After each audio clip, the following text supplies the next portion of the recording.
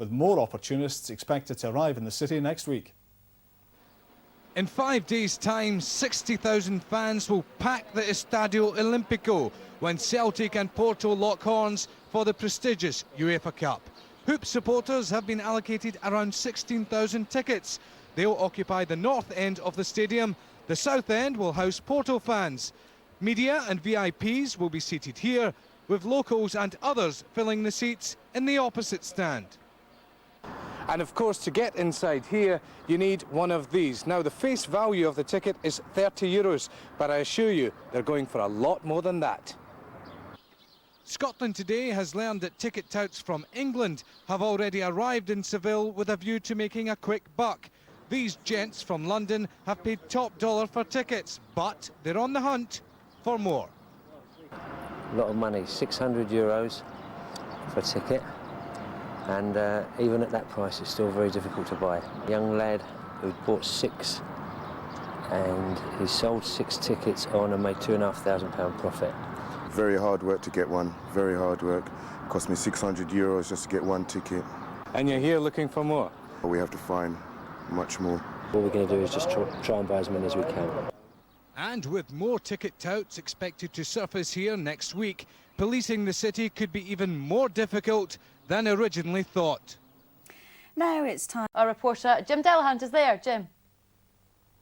Thanks very much, Jane. A taste of the sunshine you and I can expect in Seville next week here on the west coast of Portugal this Friday evening. Porto, of course, still have a game to play before Wednesday. It's here in the Estadio das Antas tomorrow night. It's against Varzim.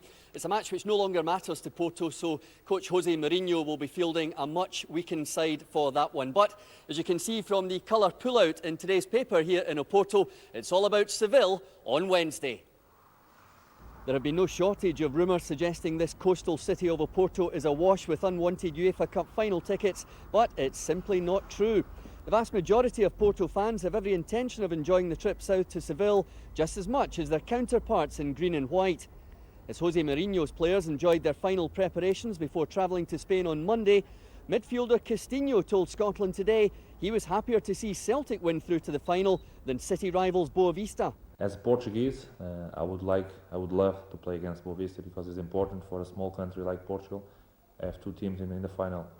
But I think it's better for us play against Celtic because they are aggressive, but they played to score goals. Coach Jose Mourinho had Celtic watched again on Wednesday against Dundee, but he says he's seen so much of Martin O'Neill's team recently, he's in danger of watching them too much. I saw the match against Rangers, and after that, in every match I had somebody to see and to analyze, plus some videos we have got from matches against Boavista, against Stuttgart, against Liverpool. So I cannot study more than I'm doing now. It's impossible to study more. If not, I don't sleep. Just one more game for Porto to concentrate on tomorrow then. Then they too can concentrate solely on Seville. Now, Jim, we've heard that there'll be up to 50,000 Celtic fans travelling over to Seville. What about the FC Porto fans? Will they be travelling in such impressive numbers? Certainly not in such impressive numbers as that, Jane, but there are a lot of Porto fans leaving from here. There is not a ticket, as I said in the report there, to be had for the final here in the town, although there are rumours that Porto fans are selling the tickets that they've already bought to Celtic fans. But they've been coming up and asking me for tickets today. I certainly don't have any, and I think they're all looking forward to this final every bit as much as Celtic, Jane. Remember, it's 16 years since they won a European trophy. Thanks very much, European final. But anyone after some advice from those who've sampled such an occasion, well, they don't have to look very far. Manager Martin O'Neill, assistant manager John Robertson and current captain Paul Lambert are all European medal winners.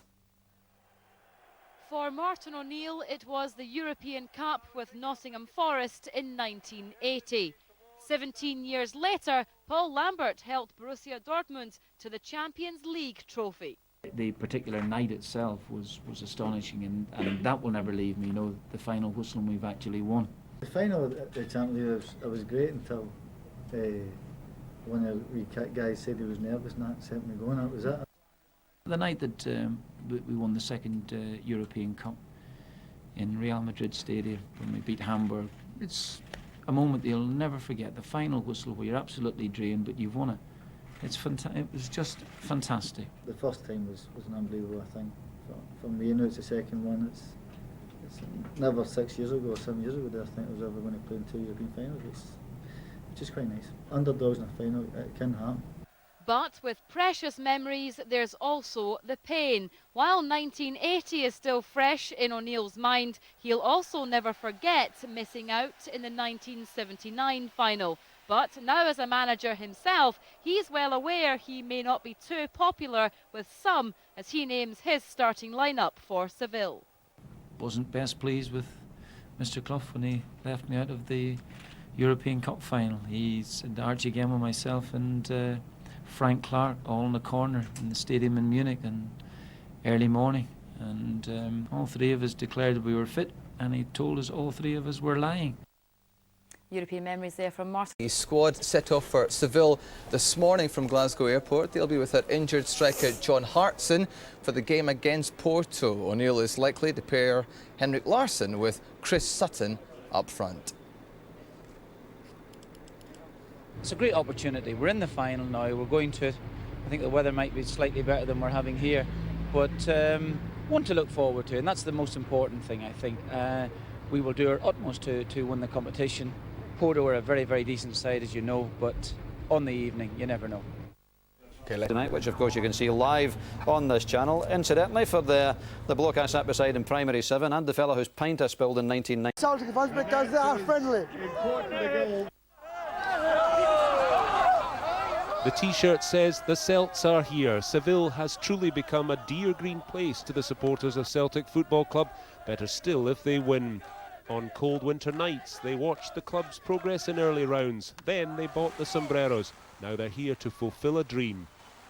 Middle of the day in the city and temperatures soar, but siesta wasn't on the cup final day agenda for fans running high on adrenaline. Brilliant. What can you say? It's wonderful. Atmosphere's electric. Magic. Absolute magic. The people's great. City's fantastic. And it's sunny, and there's 80,000 Celtic supporters here. Does it get any better? I don't think so. Hot enough for you? Yeah, it's getting a bit cold now. They're going to go and put their duffel coats on. Party time yesterday evening as one of Seville's parks becomes an even greener space. But it all leads to a long night, short on sleep. Who woke me up from dreaming of a Larsson hat-trick? Now the day trippers arrive for their first view of the action. Over 40 football charters left Scotland in the small hours of the morning. Anyone offering a lift to Seville was the cry. Cannot wait to get into Seville to see just to party with the rest of the Celtic supporters. Are you ready for the heat? Yes, definitely. Can't wait to get out there. And they came into Seville by any form of transport they could find or even afford. Under their own steam, some with a bit more style.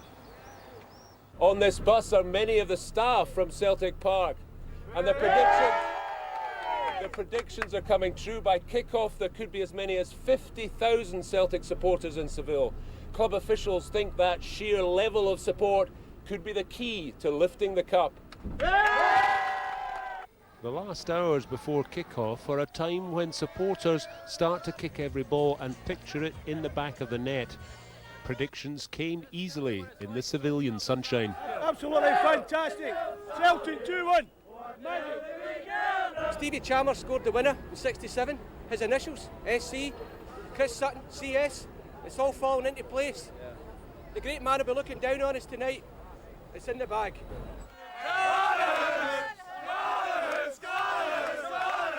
And even if they're in the prams and sleep through a famous victory, it's surely only a matter of time before they'll boast, "We were there."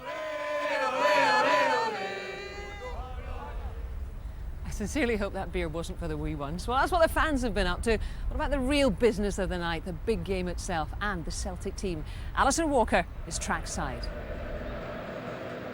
Jackie, thank you very much indeed. It may be tranquil with you at the river, but it certainly isn't here. The atmosphere so far, with over an hour to kick off, absolutely incredible. The teams have arrived. Celtic have just been out looking at the pitch, absorbing that atmosphere, looking at the incredible support. They're not all in yet, but what a noise they're making so far. All the preparation, all the planning is now complete, and only one game stands between Celtic and European glory. Here's Kerdin Insan. At last, the game itself is nearly upon us, and all the preparations surrounding it are complete. The two managers in the hot seats tonight are among the best in the business, and they're both ready. We're hoping that on the evening we play well, get a little bit of luck, and win the trophy. I have a lot of respect for Celtic. I have more than respect for Celtic, I respect football. And respect football is to understand that in a big final is 50-50. A UEFA Cup final is an occasion most footballers can only dream of, and these Celtic players are well aware that footballing immortality awaits them if they win. There's no bigger incentive than that. Everyone wants to become a legend, and you know, for this club and the way the fans treat you and that, they idolise you, as players. So that's a massive incentive for the boys, and they don't need any bigger one than that. So hopefully they'll do it. And do you believe that Celtic will win this UEFA Cup? Well, it's a difficult game. I'm hoping we can win, and obviously I think we're good enough to win. It's definitely the biggest game in my career, because obviously playing for Sweden in the World Cup was very emotional, but it's a different feeling, and this is a big final. We came here to win the game, not to it's not a participation. We came here we like challenge, and I think I'm here to win the game, and my team also. So it's not a coincidence if we are here. We beat some very good team, and we need to believe in our quality, we need to be confident. The road to Seville hasn't just been a marvellous adventure for Celtic, it's also been a path back to European credibility, and the journey is now almost complete. Martin O'Neill's men are just a few steps away from creating another piece of football history by becoming the first Scottish team to lift the UEFA Cup. I'm joined now by the only Celtic captain ever to have lifted a European trophy, Billy McNeill. We'll catch a word with Billy in a moment. Let's just remind ourselves of Celtic's incredible journey to this European final. It's a long, long way from Saduva in September to sunny Seville.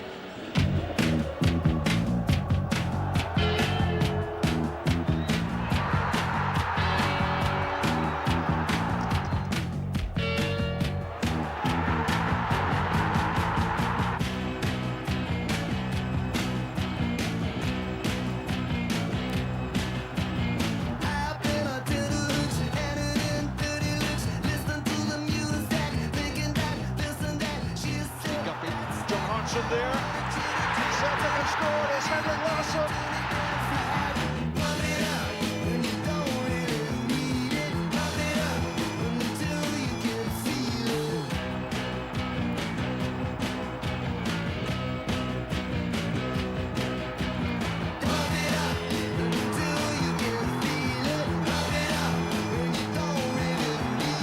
A wonderful try.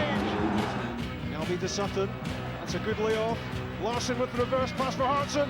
Henrik Larsson again! Larsson has scored! Celtic are through to the UEFA Cup final. And Billy McNeill still with me. Billy, it's incredible for you. You're back, you're here at a European final. Can you compare Lisbon to something like this? Well, it's difficult to remember exactly what happened at Lisbon, and obviously it was a different thing for me. We were in that dressing room. We didn't get involved with the crowd. We weren't involved in this. The Celtic support have been absolutely incredible. I shouldn't be surprised at what they have done, but they're here in their dozens and their horse, and they've been in great form, great fun. They want their team to play well, and they want their team to go back home in that UEFA Cup. Back in September, we've just seen some of the highlights of the game so far. Could you have even dreamt that? No, I wouldn't have ever dreamt that we would have been here, but this has been down to the good management, good players, developing as they went along, and really starting to show a real pride in the performances, and I think it's been magnificent. I think the fans appreciate that, and will get right behind the team. They really will. In terms of the management, Martin O'Neill and John Robertson, they've played in European finals. Will that be important tonight? Well, I think it will, because they'll obviously give the experience. I think the most important thing is to let every one of those players know that this is something that they should appreciate and should value, and they should just go out there and give off their best. It's a tremendous atmosphere to play. The pitch, parts of it are a little bit bumpy, but I think the occasion is so great that every one of them will give their best. How will they actually be feeling in that dressing room at the moment? We've just seen them looking at the pitch. How will they be feeling? I think they'll have the nerves. They wouldn't be human beings if they didn't have that little bit of nerve. And I think that's important as well, because when they come out here, they've then got to conquer those nerves. They've then got to get rid of them and start playing at their best. And I'm convinced that they will do that. You think they'll do it? Will the Celtic captain repeat what you obviously did a few years back? Oh, I'd love to see that. You know, there is still that little fairy tale aspect about Celtic. I think it shows its head every now and then, and I've got the feeling it's going to show its head tonight. What about Porto? They're a good side, Billy. They wouldn't be here otherwise. How do they beat them? Well, Porto are a good side. There's no doubt whatsoever about that. If anything, I've been told that they've improved from the last time Celtic played them. What Celtic have got to do is to go and prove that they can stand up to it, prove that they're proud enough to succeed when people maybe don't expect them to, other than the Celtic fans, of course, and do their very, very best. And if they play as well as they have done in the away matches in the early rounds of competition, then they'll be secure. Billy, thank you very much indeed for joining us. Let's hope it's another memorable night for Celtic then. Remember, the whole game is live on BBC One Scotland a little later. It could be a long, long time before we see the likes of this again. So tune in to Sports Scene after 7 o'clock. And for me, getting a fantastic atmosphere at the Olympic Stadium is back to you, Jackie, in the centre of Seville. Alison, I know that you are the footballing expert, but it seems to me there is a real sense of camaraderie between the fans. We saw them off just walking across the bridge behind us there, and they were walking together, they were singing together. Is this as unique as it feels? Absolutely. I mean, I think what I said earlier, they know they might never see this again. I mean, it's been 36 years since Celtic were last in a European final. They are going to enjoy, sample every moment. Obviously, they hope their side will win, but I think they've just enjoyed the whole experience of being in a European final. That in itself has been quite incredible this season. Alison, you enjoy it too. Well, as we've seen, they have been partying in Seville for days now, but there are plenty of fans who haven't made it to Spain, but who'll still be following every kick of the ball from home. Today, big screens have been going up right across the country, and in the bars, the extra beer orders are in. Aileen Clark is settling in for the duration at the garage on Glasgow's Sauchiehall Street. Have you got the sangrias in yet, Aileen? No sangrias yet, Jackie, but the atmosphere is building, as I'm sure you can see in here behind me here. A lot of fans have come in here to watch the match on the big screen. And just as you can see the excitement here, I can tell you that outside on the streets of Glasgow, you would not believe the scenes. Fans all queuing to get into their favourite pubs to watch the match. Cars driving around with flags flying out of them, honking the horns. There's even been dancing in the streets of Glasgow. And that's even before the match begins. Families have all come back to Glasgow to be together to watch a match from all corners of the world. Now, Joanne McCauley's been out and about in Glasgow today, and as she found, the party started for some fans very early indeed. Glasgow Airport before breakfast, and the Celtic fans were already enjoying the party. It was the last dash for Spain, and they were upbeat about the team's chances. I feel sick, actually. I'm so excited about it. Isn't it? Brilliant. Absolutely brilliant. Excellent. Can't beat Celtic. That's it. Going to win the day. Going to win the day. I'm nervous, but you know that we're Celtic and we'll always pull through and do something. In contrast to the busy airports, motorway cameras showed very little congestion.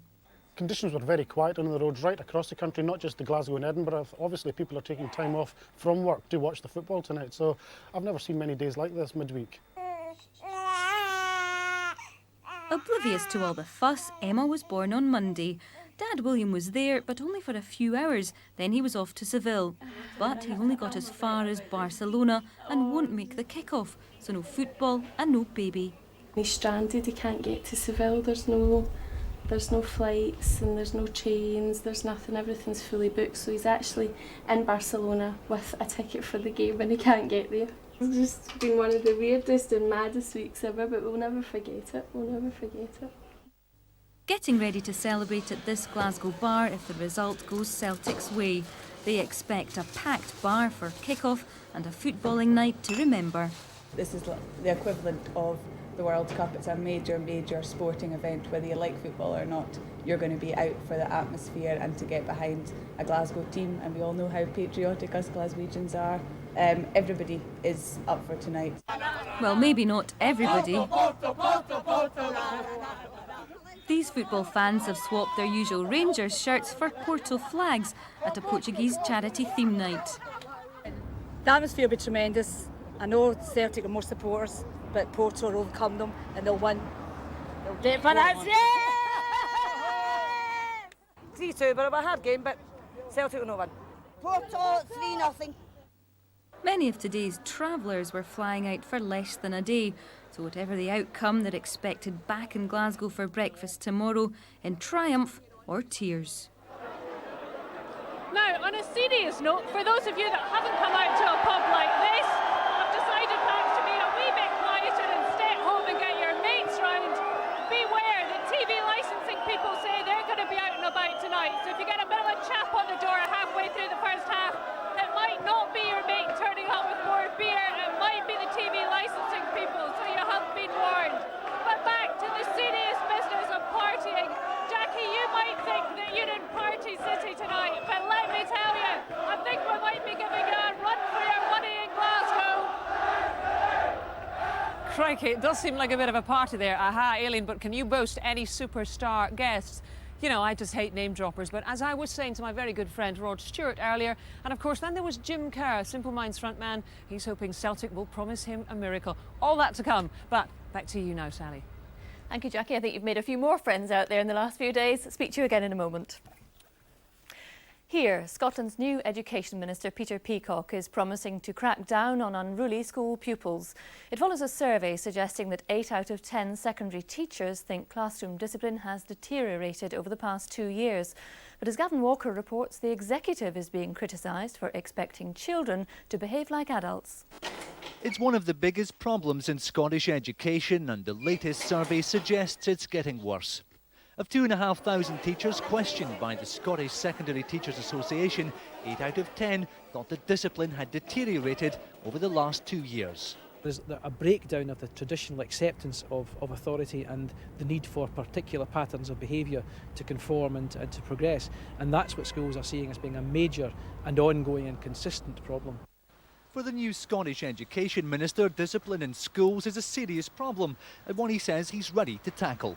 It's simply not acceptable that teachers would feel threatened by violent behaviour and disruptive behaviour, and it's equally not acceptable that young people who are well behaved in school should have their education interrupted by those who are not prepared to behave. So it's something I want to give very high attention to. But the problem's already been receiving attention for years. In 2001, the then Education Minister Jack McConnell pledged £10 million to tackle the issue and launched the Discipline Task Force. That initiative has now been reconvened. The executive has a almost split view of children. On the one hand, they're always saying, oh, we have to consult the children, they have so much wisdom, they can tell us what they want in schools. And on the other hand, the minute the children step out of line and don't do what the government wants them to do, it's, this is terrible, they're Neds, they're completely out of control, we have to bring them back into line and impose terrible punishments of them. Striking the balance between social inclusion and classroom discipline is a stiff challenge. If they're to succeed, it seems the executive still have some homework to do. Gavin Walker, reporting Scotland. Council-run nurseries across Scotland were forced to close this morning as around 5,000 staff walked out on strike. In some parts of the country, it was the second day of action as nursery nurses protested over their pay and conditions. Union leaders are warning that further strikes are already planned for next week. More from our education correspondent, Martha Fairley. Nursery nurses in the capital took their protest direct to their employer at lunchtime. On the doorstep of Edinburgh City Council, 200 striking staff held a rally. It's been the first national day of action by council nursery nurses, and they claim there's been strong support across the country, with up to 5,000 preschool workers out on strike. Most people, when they enter a nursery, just assume that all the staff there are actually teachers. They don't realise that there are nursery nurses as well who have completed a professional qualification. We've done 2 years at college to achieve an HNC education. Basically, the pay we get is not good. you know, you could kind of justify it if we did get good pay, but we don't. So that's basically why we're out striking today. Nursery nurses say the public are starting to get the message about their low pay, but this strike is about more than just this. They say that they don't have any career structure, and under current proposals, their pension rights would also be affected. The local council organisation COSLA says it's already tabled fair and sensible proposals to allow nursery nurses' jobs to be evaluated, but union leaders say no such deal's been put on the table. There was no offer on the table. If there was anything there, it was to make me a part-time sessional employee instead of a full-time member of the council as I stand at the moment. Nursery nurses in the west of Scotland go back to work tomorrow, but 9 council areas will stay out until Friday, and a rolling programme of one-day stoppages is planned to continue for the next 5 weeks. Martha Fairley, reporting Scotland, Edinburgh. The High Court in Edinburgh has been told that an 8-year-old girl who almost died from an overdose of salt was deliberately poisoned. Thomas Marshall, who's a consultant paediatrician, said that the child had had the highest levels of sodium in her blood he'd ever seen. 38-year-old Susan Hamilton from Edinburgh denies attempting to murder the girl and a second charge of reckless conduct. Scotland's new cabinet met for the first time this morning. Jack McConnell reminded ministers that their key priorities were growing the economy, tackling crime and reforming public services. Earlier, the new ministerial team was endorsed by Parliament in a series of votes. Opposition parties said an opportunity for substantial change had been missed, but the coalition's majority held sway. Scots going to Citizens Advice Bureau for help with money problems have debts of nearly 14 times their monthly salary, according to a new report. The survey found that 1 in every 4 said losing their job was the main cause of their financial troubles. Women, the unemployed and council tenants were the most likely to have accrued debts with high rates of interest. Some of them have been paying interest levels of up to 360%.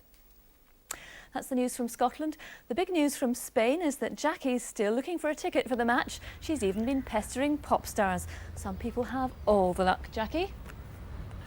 Well, yes, Sally, there are no shortage of celebrities here. I think I saw that chick Young earlier, you know. But we had to make do with a rock superstar who's a Celtic fanatic. I caught up with Rod Stewart not so long ago. Late this afternoon, the great and the good gathered in Seville's 5-star Alfonso Hotel with a single aim: to cheer on their team, among them a superstar fan. It's absolutely breathtaking. I've never seen anything like this in the way of, you know, supporters. I mean, I've been to like 7 World Cups. Never seen anything like this. It's a mass of green and white. And this, incidentally, viewers, is a total stranger. I just got him in here for the interview. Well, we're just sort of soul brothers. We're soul brothers. The atmosphere. I don't think BBC Scotland have been with them all along the way as the nation became enthralled by their journey. Corner swings in, Hudson's there, drives it to his left foot, chips it in, and it's headed in point blank range. Battle of Britain Part 1 underway.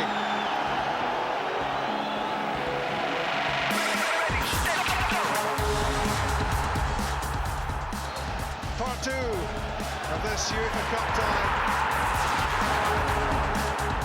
Petrol's corner kick, and Chris Sutton surely seals Celtic's place in the 3rd round of the UEFA Cup.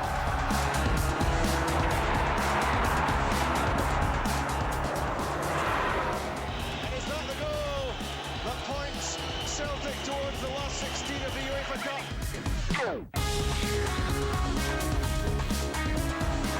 Petrov chests it down, and Paul Lambert scores.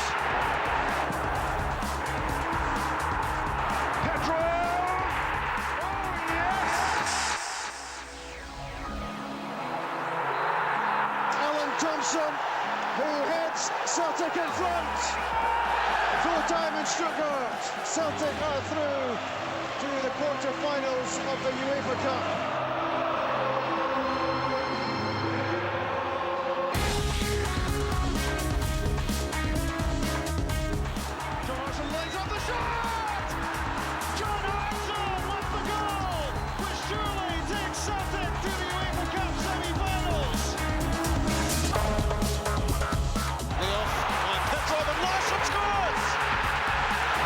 It's a stunning From Lithuania to Liverpool, Celtic have taken us on a European adventure. Henrik Larsson again! Larsson has scored! Celtic are through to the UEFA Cup final. Yes, they've given us some wonderful memories already. No doubt there are more to come tonight. Now, let me quickly tell you, if you are watching us on digital satellite, then you can hit the red button for a whole package of extras, including a rolling highlights channel, the analysis channel, and much more. Details for you on the BBC website. But here in the stadium, I'm delighted to say that my studio guests, as they have been throughout Celtic's epic run, are Paul Elliott and Gordon Smith. They've both found this shop in Seville, which has a lovely line in pale blue shirts. It's a wonderful achievement just to be here, but Celtic aren't here just for the compliments, Gordon. No, they're here to win this game tonight, and I mean, it's been a fantastic run they've had. They've played good opposition most of the time, and only Sudova were a weak side. Everyone else has been top quality, and Celtic have fought their way through, played some very good football. So they've not come here tonight to be second best. They come to win the trophy, and they've got a great chance of doing so. We know it's what happens on the pitch that counts, Paul, but you look out there and it seems to me that 3/4 of the stadium is filled with Celtic fans. I mean, that has to be a factor, doesn't it? Absolutely, and they've been magnificent throughout all the campaign. We can see even in today, locally, been great vocals. They're very, very spirited, been wonderfully well behaved, and they're going to give their team every conceivable bit of support, which will hopefully lead to a positive victory.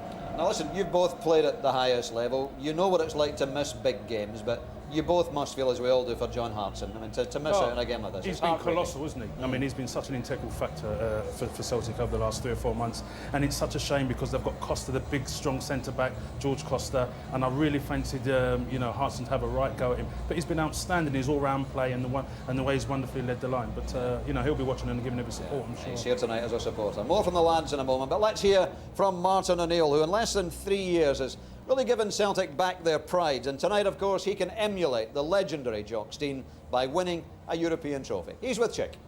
Martin, your team, first of all, I don't think anyone would be surprised by your starting lineup, would we? No, I don't think so. I mean, Rab he's fit and he comes in to go.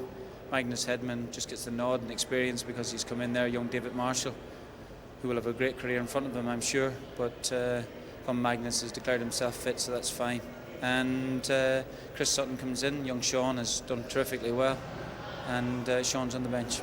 You're looking very cool and relaxed, despite the fact 38 degrees out there, Martin. That's hot. I mean, is that going to be a problem?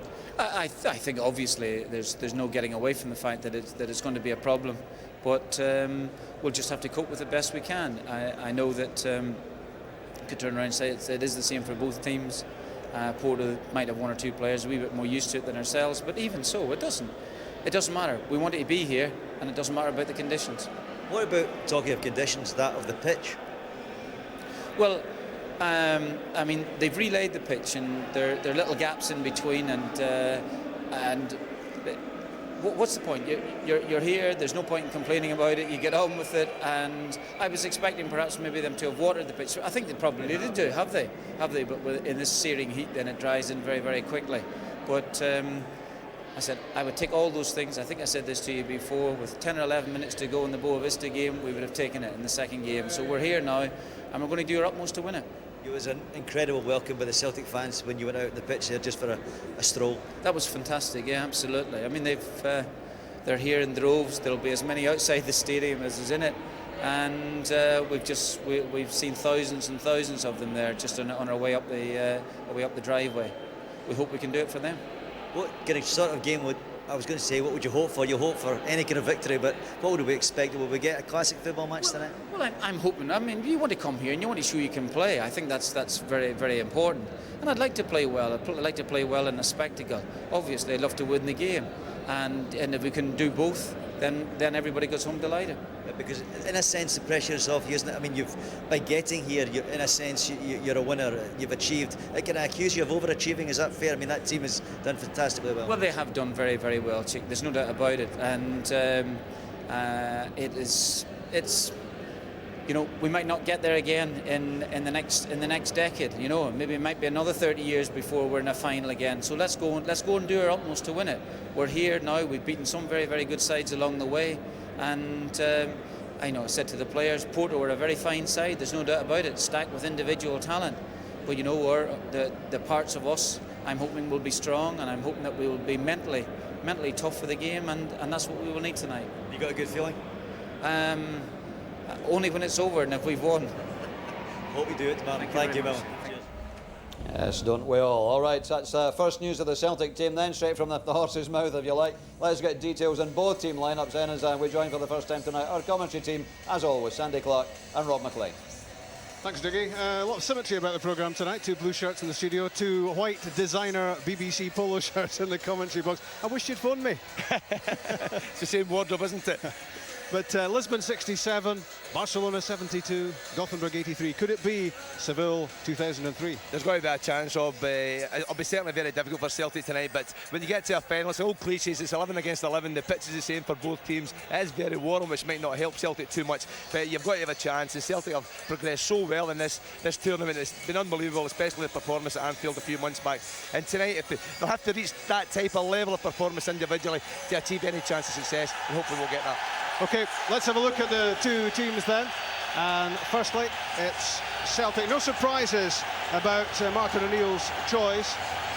No John Hartson because of his slipped disc, so it's Chris Sutton who partners 42-goal Henrik Larsson in attack. This is a full-strength side, apart from the injured Hartson, and Celtic, Sandy, stick with the back 3. Well, it certainly suits Martin to stick with his normal style of play. The players know the system, they know the job that's required of them. You can see it there. Sutton will certainly partner Larsson, but I think John Hartson's going to be a massive loss. Having watched the Portuguese in the previous round, the one bit of vulnerability for me is in the air at the back, and John Hartson's so aggressive, so good there. But hopefully Chris Sutton will take that man to one tonight.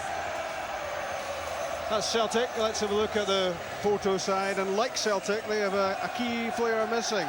16-goal Postigo is suspended, having been sent off in the semi-finals. And in fact, there's another key player missing as well, because there's no Jan Kauskas, the Lithuanian striker. He turned his ankle in training. That's why he doesn't appear even among the substitutes. Capucho partners top scorer Derley up front. Watch out for playmaker Deco.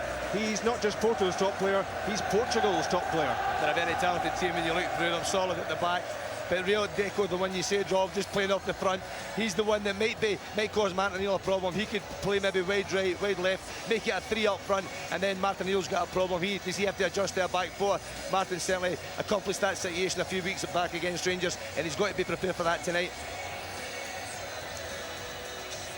Well, it's hot stuff out here, but back to the air-conditioned studio, Diggy. You must be joking. The temperature's rising here as well, I can tell you. 3-5-2 for Celtic. Got a no real surprise, although Martin must have been tempted to go with a 4. It worked so well from Ibrox a few weeks back. I think he would have been, but he's gone for his most experienced side too. And I think that the main factor about it is that I think in recent games Porto have been playing a 4-4-2 system themselves, so it could change around if Porto suddenly throw another man forward. They can also put Deco, who's a playmaker, into a more forward position and have 3 forwards, and that would give Celtic some problems. But I think Martin wants to go with the tried and tested. I know he changed it for Ibrox and it suited him on the day to get the result, but he's looked at his squad tonight, and we both Paul and I wrote down the team when we came in here tonight before we even knew it, and we're totally right. There's not many surprises in that team. There rarely are with Martin's teams, to be fair, and why should there be?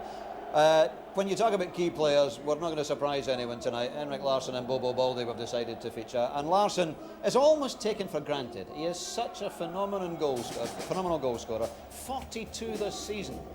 It's just a remarkable record of consistency. It's a great record, and as I say, every player's a key player tonight, though. You know, it's probably wrong to try and single out people, but there's no doubt that during this campaign, 2 outstanding players have been Larsson and Baldé. Larsson mainly for his goals, very, very important goals at this stage, right throughout the competition, and it's none more so than that one against Boavista in the semi-final. So Henrik Larsson will be looking to score his 200th goal for Celtic tonight. Let's ask a former Celtic central defender to talk about the current central defender, Bobo Baldé, Paul. The bigger the occasion, the better he plays. Absolutely. I mean, he's really improved his game. He's far more focused, he's more concentrated. He's a big, powerful, commanding centre-half. He's only 22 years of age. And I just think he's grown in stature in this competition. I recall the last Liverpool home and away. He was absolutely outstanding. He was so composed. His passing was excellent. He played like an absolute colossus. And I really think he's really been the heartbeat of Celtic's rearguard. And he's really looked an outstanding player in this competition. And I just sense he's going to get better and better, being so young. But there's a great deal of responsibility on him, and I'm sure he's going to handle that wonderfully well. And of course he's not going to go head-to-head with Edgaras Jankauskas, and that's something I think some of us were quite looking forward to. Jankauskas is out, Capuccio playing up front for Porto tonight. Now, the Man of the Match competition tonight offers a very special prize, courtesy of Safeway, the official sponsors of the Scottish national team. We're offering you the chance to fly out to Dortmund to see that vital Euro 2004 qualifier between Germany and Scotland, which is, of course, on September 10. 2 flights, your accommodation in Dortmund. We'll even throw in £100 spending money. All you have to do is give us a call on 0900 10 225. If your choice agrees with the official UEFA panel's Man of the Match, Sandy Clark's off the hook tonight, then you could win yourself that trip. Good luck, and let's all hope that the Man of the Match tonight is wearing green and white.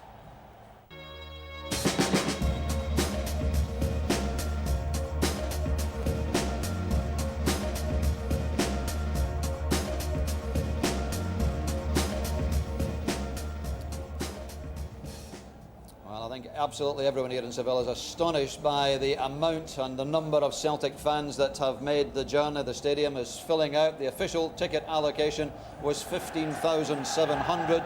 The actual number of Celtic fans must be close to double that. There's a huge expanse of green and white inside the stadium, and there may very well be as many as that again out in the streets and bars of Seville.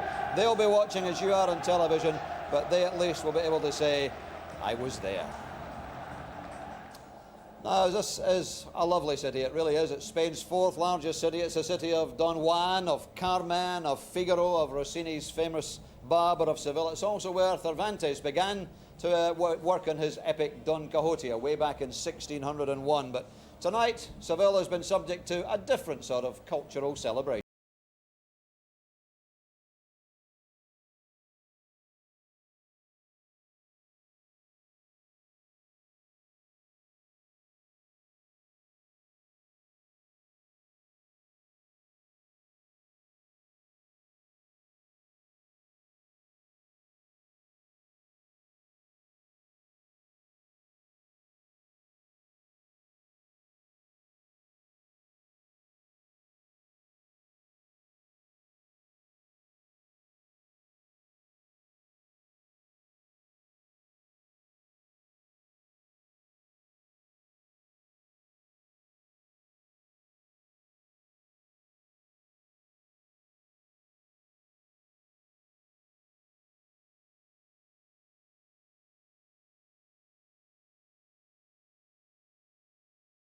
Of course, the Tartanamo here in the 1982 World Cup against Brazil. That was, of course, in the old stadium. I think there's still a plaque there commemorating Dave Navery's Topoke. But this is the new Olympic Stadium, and Alison Walker is lucky enough to be down trackside, savouring the atmosphere. And what an atmosphere it is, Doogie. They've taken over Seville, the town and the city, everything. They've taken over the bulk of this stadium as well. The Porto fans arrived early. They were singing away, but as soon as this end began to fill up and right the way around, that's when the Celtic fans took over here. They began to sing full voice. So happy to be here, such a memorable occasion for them. They're from all over the place, from Switzerland, Edinburgh, Whithorn, Galston, Auchinleck. They're all here, they've been singing. Happy the Hound was down here trying to G them up, but they didn't need G'ing up. They're full of voice and looking forward to this final. A final that I'm sure they will never forget.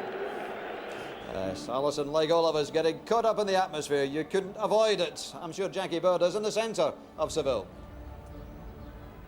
Well, Dougie, it's absolutely fitting that a game that's been so good-humoured in its build-up should have a final journey full of camaraderie.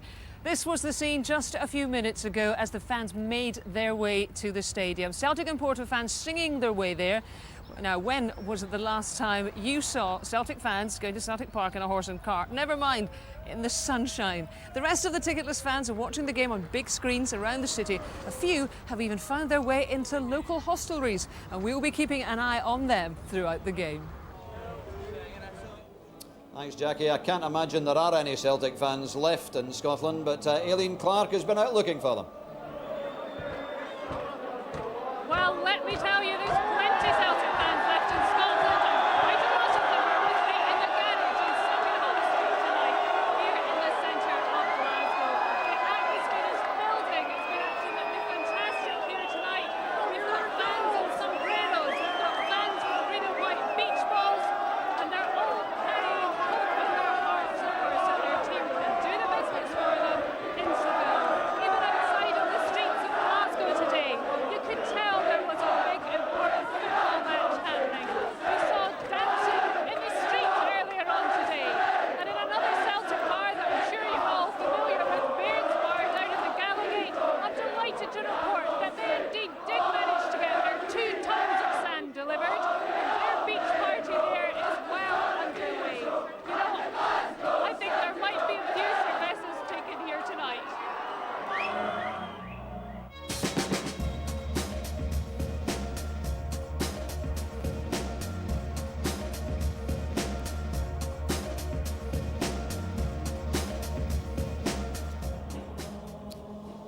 Well, just about 25 minutes or so to go until kick-off time, so let's take a closer look at the man who has brought Celtic to their biggest match in 33 years. Behind that considered almost studious exterior beats the passionate heart of an emotional football man. Chick Young has been trying to uncover the real Martin O'Neill.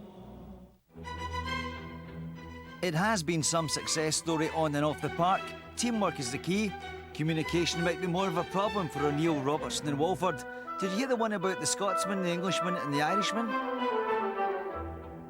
I think they don't understand a word I've said now in my years of knowing them.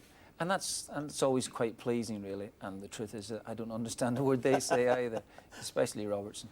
I don't have the same lifestyle as Steve or John. You're grateful for it? I don't smoke those cigarettes as much, but I'll tell you what, I'll be the first one to get the heart attack anyway, no mistake about that. I'm delighted with their input, and that's the most important thing, and I think the players are as well. O'Neill, the player, was a winner too. A European Cup winner with Nottingham Forest and 64 caps for Northern Ireland. But he learned his managerial skills at the feet of a master. A wonderful manager, there's no doubt about it. I would have been rather stupid, I think, to have spent 5 years with Brian Clough and not learned something from him. But copy him at your peril. Don't do that, because he is the proverbial one-off. Just accept him for what he was, a complete oddball, and a boy who did things differently to everybody else and became successful because of it. And an amazing personality to match. You know, overbearing at times, and the fact that he and I never ever saw eye to eye is totally immaterial. I thought I was half decent. He thought I was rubbish. I've watched the video since, and I think he's spot on. Yeah. I will do everything I possibly can to bring some success here to the football. That first day promise has been delivered. 4 domestic trophies, but this is a moment in time which stirs the European history of the club. Don't be frightened of the history. Don't be frightened. In fact, embrace it. It's there. I think it's something now, 30 years on, something that Celtic should be. I'm not saying contesting European finals every given minute, because not even the very best are going to miss out on that. But it's something that we should be aspiring to all the time.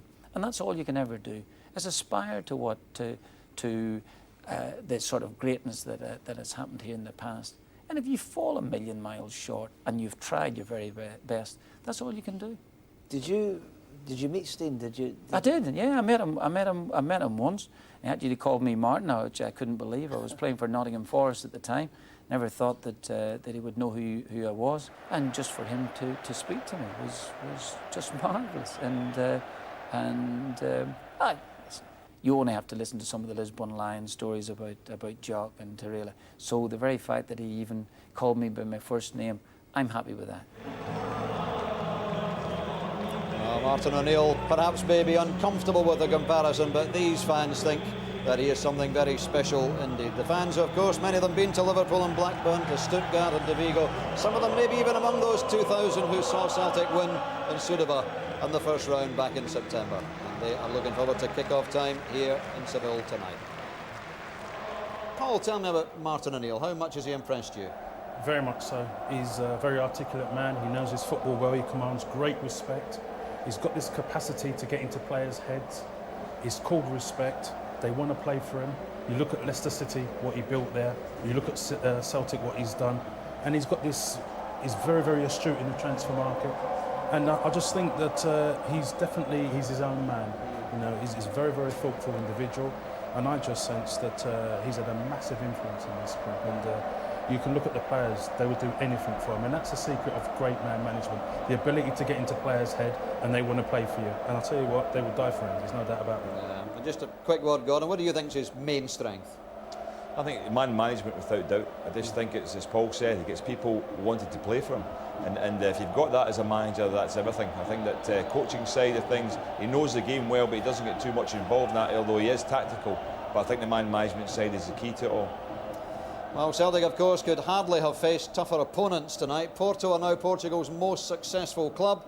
3 weeks ago, they became the country's champions for the 9th time in the last 14 years. And incidentally, no club in Europe has qualified more often for the Champions League. since it began in 1992 than Porto. Chick Young now assesses the difficulty of Celtic's task tonight.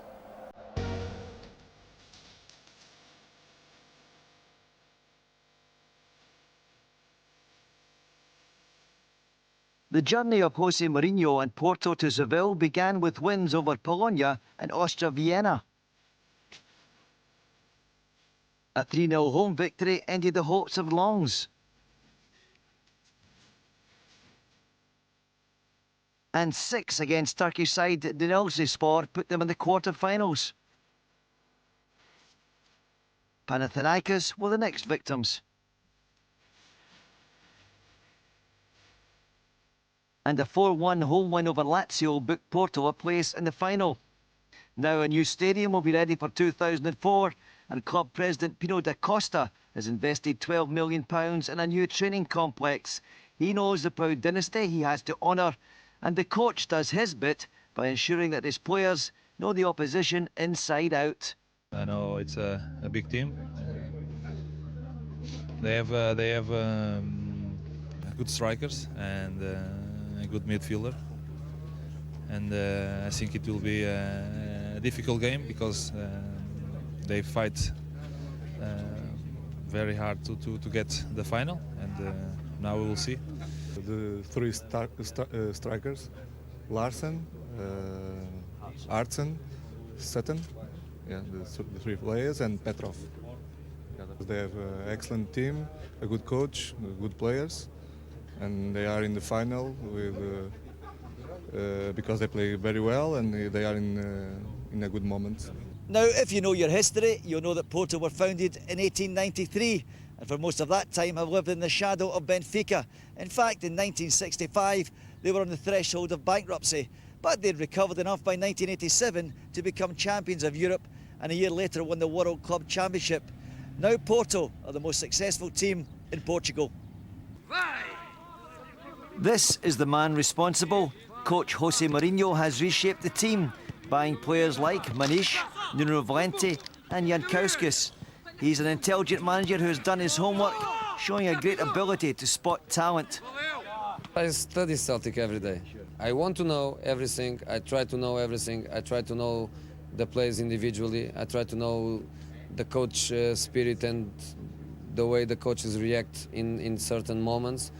But I never let the opponent influence my decisions.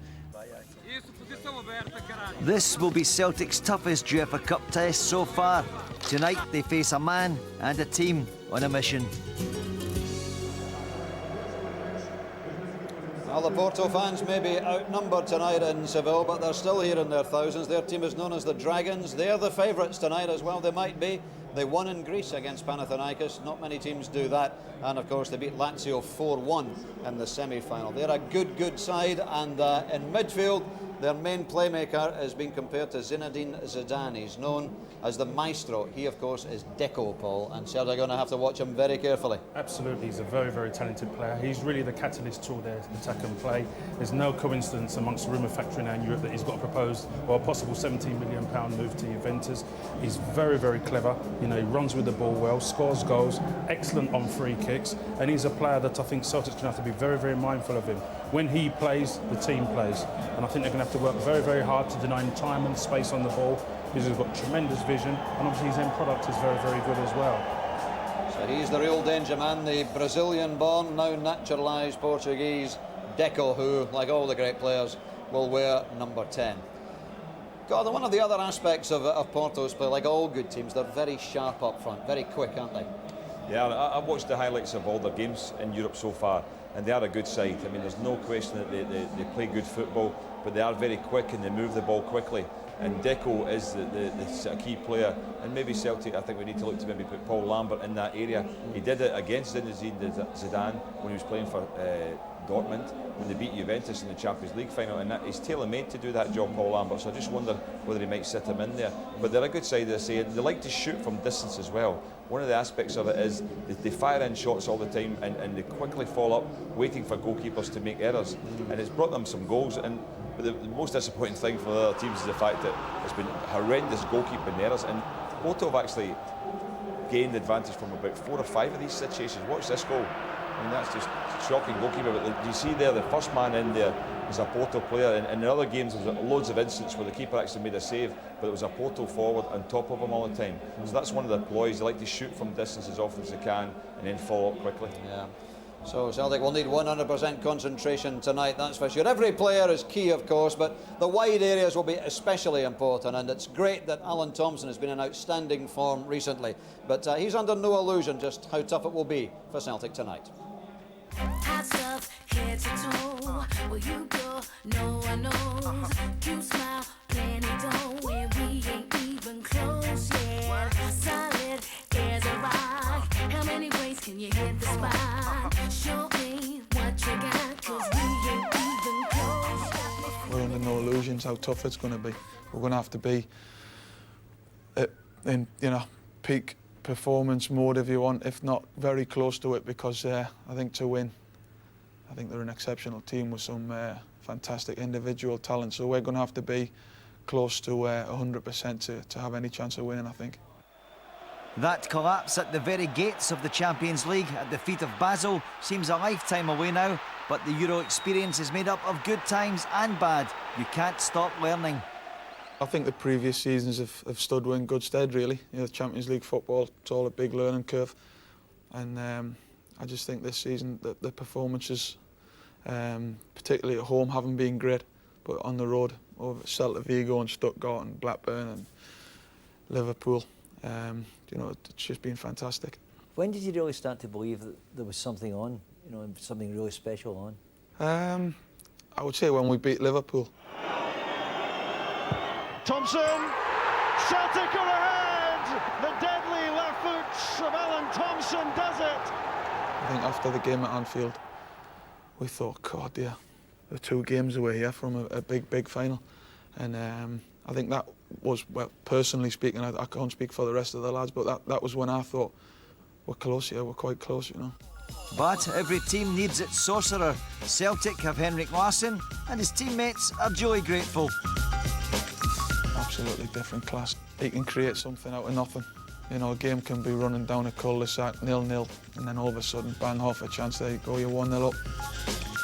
Strikers have good seasons, but I don't know, Henrik seems to do it season after season, which is, I think, a point of a proven goal scorer. But like Larsson, Thompson has become something of a goal machine himself, and Celtic's new penalty king realises the magnitude of the stage he and his teammates are on. Oh, it's huge. It really is something that I might never do again, and that's why you take these chances with both hands and want to make the most of them. Is that maybe a key to this, Alan, the fact that because of a certain area of the team are at a 30-something age where they might realise that this could be the last throw of the dice, it's more of a motivational factor? Possibly, yeah, possibly.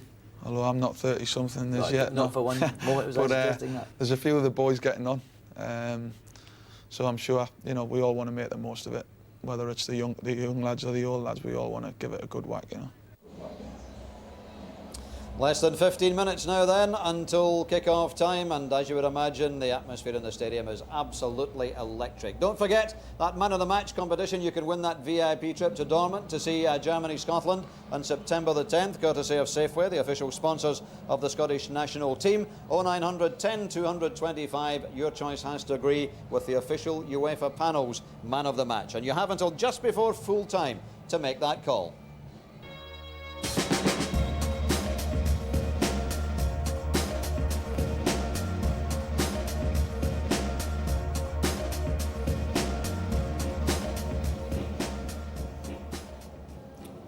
These last few minutes before kick-off time always pass very slowly for players, for fans alike, but we are getting closer and closer to kick-off time, and they're here in their thousands, young and old, hoping to take home those memories of Seville 2003.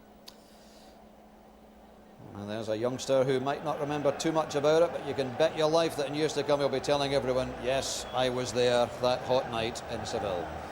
Also here tonight, of course, Celtic's greatest ever, the famous Lisbon Lions. Sadly, without Bobby Murdoch from my hometown of Rutherglen, and without their inspiration, Jock Stein, both of whom passed on far too soon. Jock Stein, of course, inspired the Lions to that famous victory 36 years ago, which also sparked a mass exodus from Scotland. It was a time of travel innocence. Portugal might have been on another planet, but that has never been a problem for Celtic fans. They sensed that this was a moment in history. Jock had planned that game very well, and in Lisbon we didn't do any hard work. It was only loosening up, short sprints. As a matter of fact, the Milan team came to watch us training at one point, and I think they had a good laugh at us. They thought they're on a good thing. I mean, they fellas thought we were daft, you know. They thought they were here just to turn up and they would win. The game, and it was delayed, and here were the Inter guys, all tanned and lotioned up, the old brill cream in the hair and oil round the legs and looking like Greek gods. And wee Jimmy shouts back to wee Bertie, who was at the back. He says, "Wee man, they're like film stars." And Bertie says, "But can they, for goodness sake, play?"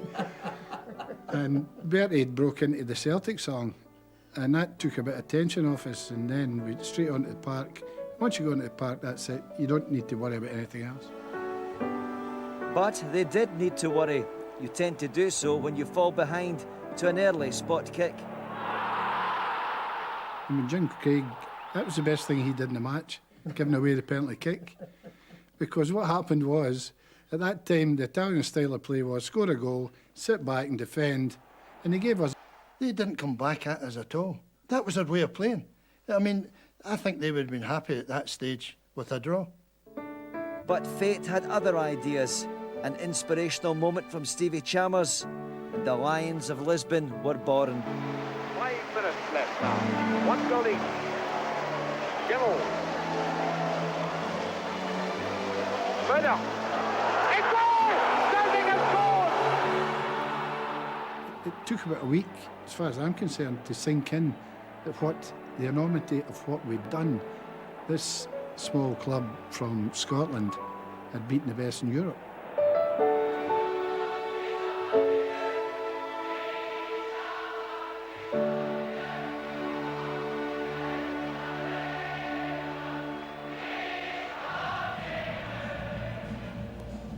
Perhaps the greatest moment in Scottish sporting history, the Lisbon Lions of 1967. We're counting down, less than 10 minutes now to go until kick-off time. Let's get a last thought or two from Alison down trackside amongst it all. It's the final moments before the players come out, Dookie, and the fans have been treated to a rendition from Last Ketchup. 3 girls singing in front of the fans here. They're trying to keep in time, but I don't think they care whether they keep in time or not. They have their own songs, but the flamenco dancers, they're joining in as well. The Porto fans are mixing with the Celtic fans, and everybody's having an absolutely fantastic time. I'm sure there'll be an amazing cheer when the players do come out. A great reception for their side. That's to come, but at the moment, it's what an atmosphere. I wish you were down here with me. We'd like that, I think. Absolutely fantastic. Thanks, Alison, and Last Ketchup contributing a little Andalusian culture, at least that's what they call it, to the proceedings. Last thoughts from Paul and Gordon then. Gordon, I wonder over the years, Portuguese players have always had a wonderful reputation. They're great players. They're not always great teams. They don't sometimes produce the performance that you would expect them to. Is this one of those teams, one of those nights? Well, this is a good side, as I said before, and I was actually at the final in Vienna when Porto won the European Cup in 1987, and they weren't expected to do it. And I think tonight they're the favourites, and I think most people expect them to do it, certainly in Portugal, and I think that puts added pressure on them. This is a very good Celtic side. They've fought hard to get where they are tonight, and they won't want to spoil that, and I honestly feel that Celtic can win this game tonight. Confident prediction. If they do, it probably means, Paul, that they'll have to have got down the flanks and got good balls in, doesn't it? Absolutely. The way Porto play, they play with a diamond shape in midfield. They rely on the dependency on the fullbacks, Valente and Ferreira, to push forward and provide the width. And I feel Agat and Thompson can certainly take full advantage of that. Also, Doug, I think Celtic's got a stronger physical presence. All the set plays, corners, free kicks, I think they're far more muscular, and I think that's an area where they can win the game. But they must play high tempo, high energy, hunting packs, and I think not allow Porto too much time and space on the ball, because we've said they're very, very technically a very good side. Yeah, I know that they think about themselves rather than the opposition, Gordon, but Deco is obviously the threat. Do they put a man on him, do you think? I think you do. I think he's involved in so much of the play. But the other side of it, Paul, having watching the games, is the fact is they're very good at set pieces themselves. They score quite a few goals from set pieces because of their delivery. It's not the fact they've got extra height or anything like that. They swing the ball in, good movement, and they get goals. So Celtic will need to also be careful at set pieces against them because they have scored goals in this competition. But I think you do mark Deco. But I do think Celtic have got the kind of players, especially, I agree with Paul, it'd be crucial Agat and Thompson can make this win for Celtic, make it happen. And there's the trophy, the UEFA Cup, which no Scottish club has ever won. Dundee United lost in the final in 1987 when it was a two-legged affair to Gothenburg. It's a very heavy trophy, incidentally, weighs 15 kilos, that's about 33 pounds. But I tell you what, no one will be objecting about having to lift that one above their head tonight. So that's what it's about, the UEFA Cup final tonight. Celtic with a chance of becoming the first Scottish club ever to win it. We're confident in the studio. How could you not be? The support for Celtic is enormous, it's vocal, and let's hope they're celebrating. Let's hand you over then to our commentary team here in the Olympic Stadium, Rob McLean and Sandy Clark. It's been too long, 16 years since Scotland was last represented in a European final. 20 years since we had a European winner. You have to go back 33 years to Celtic's last European final and 3 years further to their one and only success, the European Cup of 1967. For Scottish football, chances like this are few and far between. Celtic must seize the moment. It's been an incredible journey from Spain to Stuttgart, from Blackburn to Boavista, from Lithuania to Liverpool. And it all ends here in sizzling Seville. It's swelteringly hot, and the conditions might well play a big part in who takes delivery of that magnificent trophy at the end of the evening. And don't forget, there's no golden goal, it's the silver goal this time. So a goal in extra time, if it goes that far, doesn't necessarily win the game unless that side is ahead after the 15-minute period. And if they're still level at that stage, it's another 15 minutes. And if they can't be separated at that stage, we're talking a penalty shootout. A night of high drama, you would imagine, is in prospect. I've got to say, I'm looking forward to this one, Rob. It's a magnificent atmosphere in this stadium. It's a modern stadium. It really is made for this type of game, and both sets of fans are giving it everything they've got. The teams as they come out there, Paul Lambert leading Celtic out, he's got to be a very, and I'm sure Martin O'Neill's made that point to his players more than once over the last few days. Martin O'Neill has said to these players, embrace the history, don't be worried about what's gone before, don't worry about comparisons with the great Lisbon Lions of 1967. Take the chance, the opportunity is right here. It's less than 4 weeks since Celtic clinched their place in this UEFA Cup final, and those days have sped by. Now, kick-off is just a few minutes away. Porto, who've already won their National League title, and by a distance as well. 14 points, they finished ahead of Benfica. And Celtic, well, they still have more title drama to come. There'll be few thoughts veering in that direction at the moment, but 4 days away, the Scottish title will be decided. Celtic at Rugby Park, Rangers and Dunfermline at Ibrox. It's another incredible afternoon of football coming away from the BBC. That's this weekend, but at the moment it's full focus on this magnificent occasion. And you really have to drink in the atmosphere, because sadly, from a Scottish viewpoint, in recent times, this has come our way very seldom.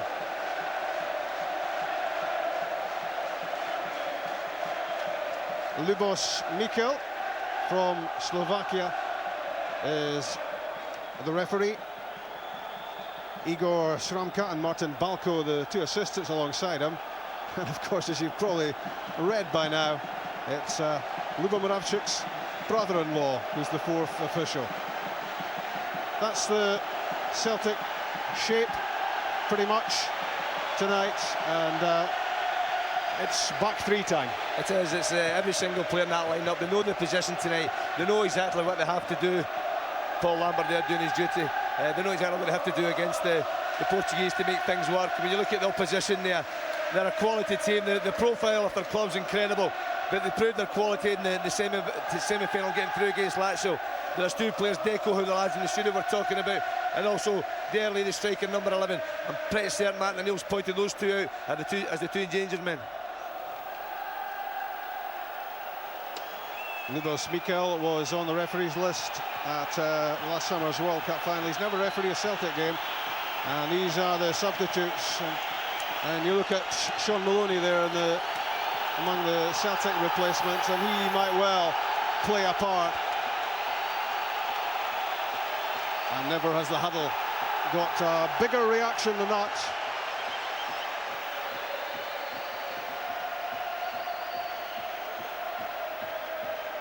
Henrik Larsson with 10 European goals already this season and 11 ties. He's scored in every round. He's broken just about every record along the way, and he stands one goal short of a double century for Celtic. And the big danger from Porto might well come from that man we've just seen. The Portuguese international, Deco, Brazilian born, but switched his nationality so he can play for Portugal. 52,000 inside the Olympic Stadium in Seville. And as you'll have gathered by now, the bulk of them in green and white. Porto have their allocation of 15,000 or so, but it seems as if the Celtic fans have snapped up everything else. That could mean around about 35,000 Celtic supporters. And it's one heck of an atmosphere. That was Derley, the Brazilian striker, looking to link up as Jose Mourinho looks on, learnt his trade under Sir Bobby Robson. And those two were together at Sporting Lisbon and Barcelona, as well as in Mourinho's first spell here at Porto. Martin O'Neill, his 32nd European tie with Celtic, and of course he's a European Cup winner as a player with Nottingham Forest, and that was in Spain back in 1980. Carvalho in the middle of the back four for Porto. Derley turns away from Yalbi. Good cutout by Petrov. Nuno Valente at left back, stumbled slightly before getting his pass away. George Costa alongside Carvalho at the heart of the defence. Was on loan at Charlton last season. Launching it long, looking for Capuccio. And a free kick given against Jos Valhaeren. I think it was a free kick. Good play from the Portuguese to start with. They're very calm, controlled in possession of the ball. They wait for their opportunity to play the pass forward.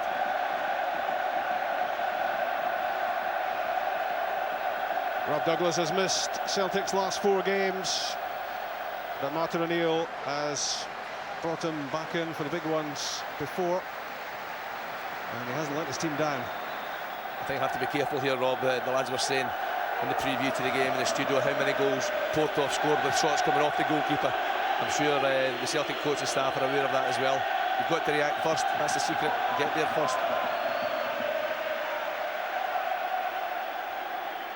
Celtic want to get the wall absolutely right in front of Rob Douglas.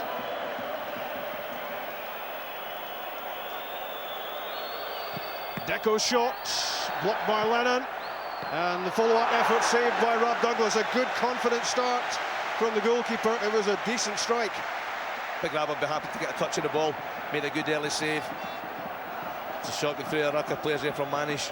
The Big Rab down well, he'll be happy with his first touch. Douglas aims for Sutton. Cleared by Costa. That's Mialbi. Agat. Settles for the throw. Paul Lambert to take it. Champions League winner, of course, with Borussia Dortmund, Lambert, in 1997. This sort of high-pressure situation is not new to him.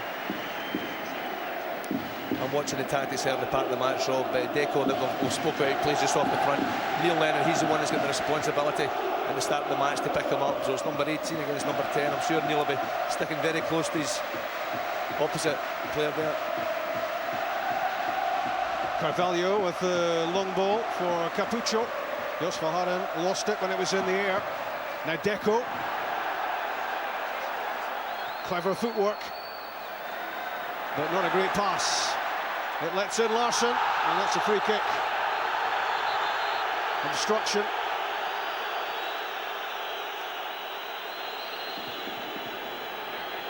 Certainly a free kick. Jorge Costa there, no intentions, he's trying to play the ball, taking the Celtic player out of the game. His nickname is the Animal, George Costa. Knocked down by Larsson for Sutton, and a miscue from Stilian Petrov, who'd got himself into a threatening position at the edge of the area, but snatched at the shot. Celtic do that so often. Petrov, the support player from the middle of the park. That's good play from Didier Gatz, and on from Lennon to Thompson. No free kick. And delayed reaction.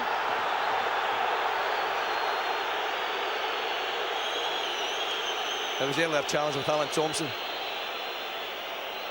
It's a sore one. You see here, Thompson. That's an interesting one because it's Costinha who's been struggling with a thigh injury. He's only just come back into the side, and this will be an obvious concern to Jose Mourinho, because Costinha is seen as a crucial element of his team. He's the holding midfield player. He protects the back four, and Porto might be forced into an early change. But let's hear what Martin O'Neill is making of the early exchanges, Chip. I think the first concern for him, Rob, is the heat down here. It's 38 degrees, that's 94 Fahrenheit in old money, if you like. And already, well, I think the important thing for Celtic is that the stations are there, the water stations round the pitch, for the players to come round. And Brian Scott has already been over giving water to the players. And a moment or two ago, Paul Lambert came across, identified something in the midfield that he was concerned about. I'll word with Martin O'Neill, so we'll just watch for maybe a little tactical switch in the Celtic midfield. In fact, John Robertson's out, concerned himself with something now. And Celtic may have a problem early on here, Rob. I'll bring you up to date with that. Costinha off on a stretcher, but he is getting back to his feet. It was fairly dramatic the way he hit the ground. Chick. Tell you exactly what's happened. John Robertson has asked the backroom staff of Celtic to spread water bottles round the pitch. We saw that in the World Cup, actually, I remember, in America, so the players can take a refreshment when they can. The station's very important for the water, and the players will just take a rest whenever they can. Henrik Larsson was a big problem there for George Costa. Vitor Baia cleared. In goes Lambert.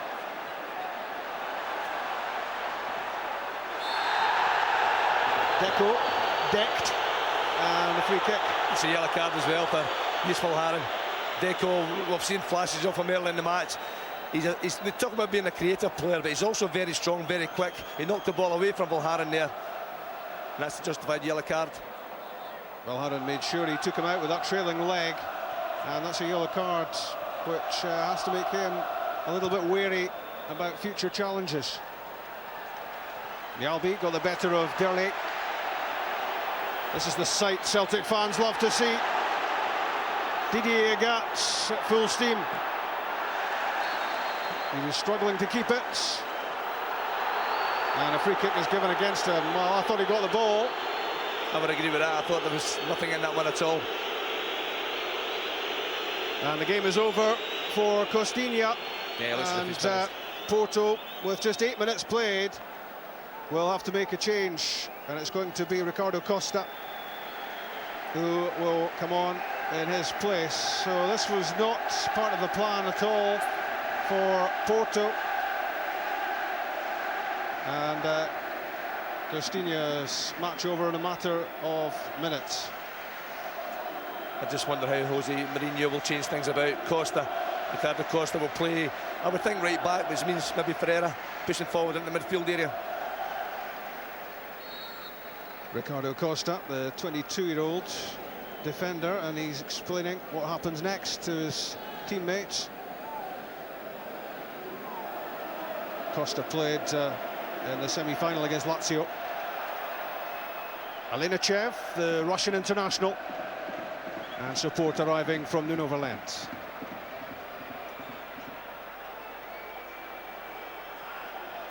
Alinachev wanting a lot of time on the ball, and Henrik Larsson backtracking to prod the ball away from him.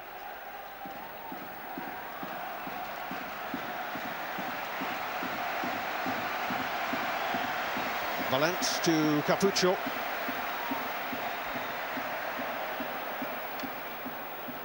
That's a good cutout from Valharen, the back heel from Deco. He looked to play in Manish.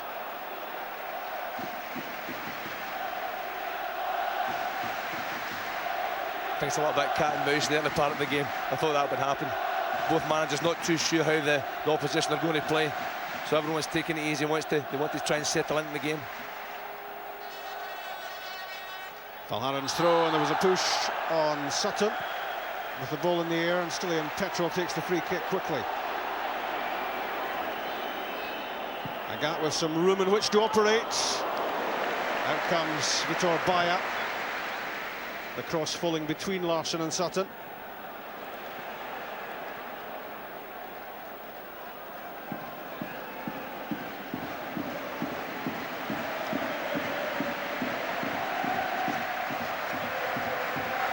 That's Ricardo Costa, the substitute.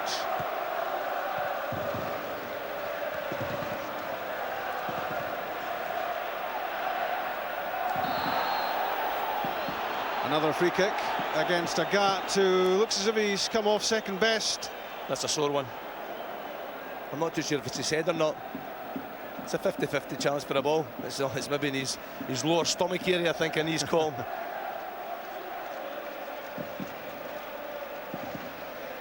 Didier Agat's actually started the game very well. It looks as if there's a bit of space down the right-hand side whenever he gets on the ball. The last ball he played in was a decent ball. He's been well watched, Agat, by Porto, but you would imagine what not to do against him is to allow him room to build up that head of steam. Well, a big part of Didier Agat's games, his pace is so quick, he hits the dead ball line so often to get decent delivery into the box.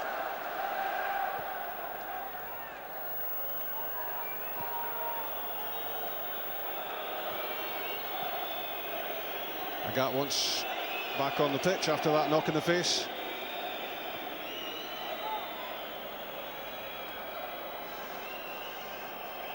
Carvalho to Manish. Deco turned away from Lennon and gets a free kick and might well have got advantage there, Porto. That was a free kick, but Deco looks a fabulous player. Early part of the game, he's so strong, so aggressive, driving at people with the ball. It's so hard to defend against that without giving away free kicks.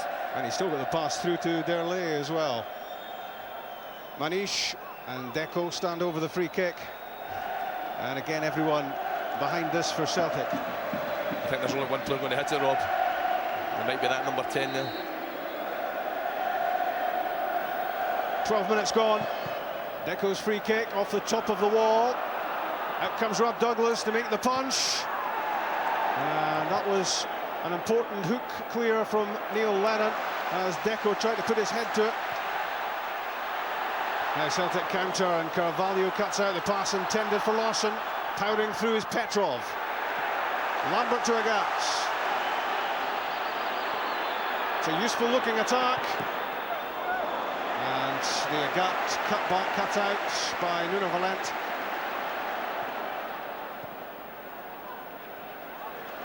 In goes Lambert to tidy up as Neil Lennon reckoned he was taken out off the ball by Alinachev. I thought that was a free kick. That's the one there, Neil Lennon, high foot. Deco's looking for the free kick, or a penalty kick maybe inside the box. But I don't think the referee's ever going to award that decision to them in that kind of situation. Ricardo Costa at right back, and Paulo Ferreira has pushed further forward.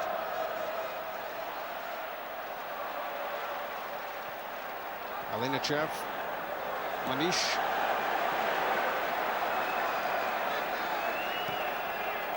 Ricardo Costa. It's Capuccio. And Deco. And Balde.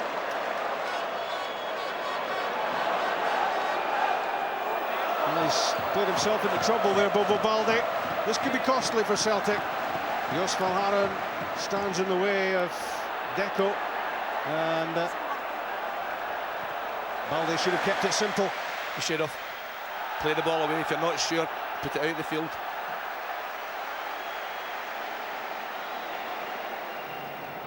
Sutton pressurising Valente. Back it goes to the deposed Portuguese international goalkeeper Vitor Baia. He's been replaced in the national side by the Boa Vista keeper Ricardo since the World Cup.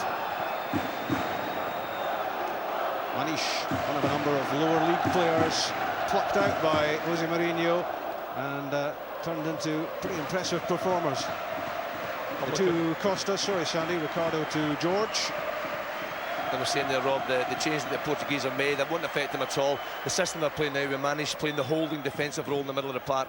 That's the exact system they played against Lazio in the semi-final, and it worked very well for them. Ferreira is more than comfortable further forward. And you saw there from the figures that Porto have got 2/3 of possession so far.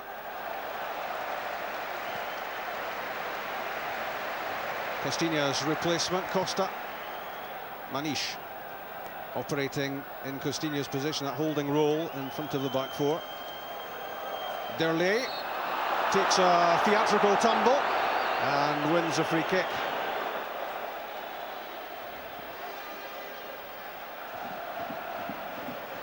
Alinachev to Paulo Ferreira.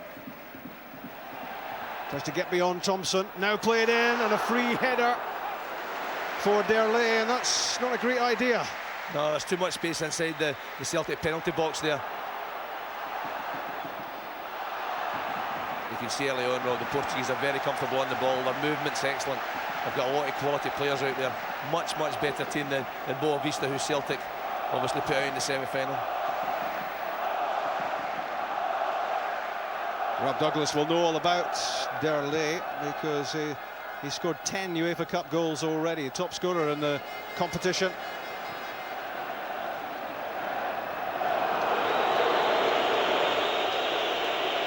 It's not been the slickest of starts from Celtic. No, it hasn't. They look a little bit nervy, and the heat obviously wouldn't help the situation here either. It is very warm. But when the ball goes forward, Chris Sutton and Henrik Larsson both look as if they can cause problems. I just hope Celtic don't revert to playing long ball forward all the time towards Sutton. I think they're going to try and pass the ball through the middle and try and get Alan Thompson forward down the left-hand side. And we've seen little bits from Didier Agat down the right. That could be the areas where they can get a bit of joy. No team has qualified for the Champions League more than Porto, and they've really emerged from the shadow of Sporting Lisbon and Benfica to be the top team in Portugal.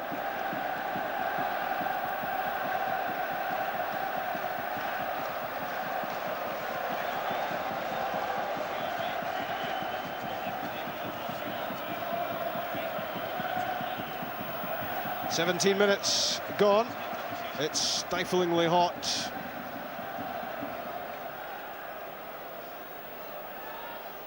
Celtic looking to settle. Paul Lambert floated in beyond Henrik Larsson, and a fairly casual flap at the ball from Vitor Baia, and he's conceded a corner kick. He looks very innocent there, doesn't take the big goalkeeper, but he touched that ball. That looked very poor goalkeeping. I think that's the one area where Celtic could hurt the Portuguese set pieces, get the big lads up for the back. You'll see it here. I don't know what he's trying to do. He must have changed his mind at some point. Henrik Larsson putting under pressure, but it certainly was a corner kick. It was a lazy attempt to try to get on the end of that cross, and the word is he's lost some confidence. Vitor Baia is losing his international place. Petrov's corner, and this time the punch from Vitor Baia. He was unchallenged. He had the perfect chance there to catch it. And an uncertain few moments from the Porto goalkeeper.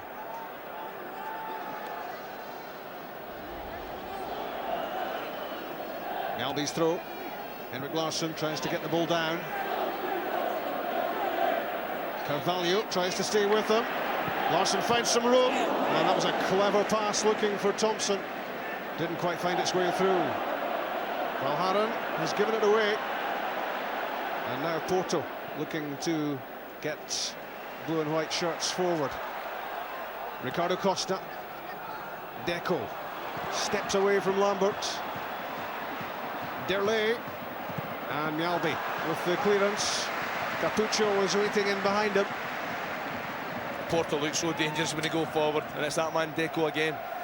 He just looks so quick, almost walking past people in there. Scored for the Portuguese national team on his debut recently, and that was against the country of his birth, Brazil. Free kick given against Alan Thompson. He protests. The challenge was on Paulo Ferreira. I don't think that was a free kick. Alan Thompson got lots of touches in the ball there. If you watch this here, you'll see gets the ball first. His legs come up a bit, his trailing leg, but the player's gone down far too easily. That's a corner in the referee. Wasn't too difficult to spot that Alan Thompson got the ball and worked it clear. But Celtic with a set piece to defend.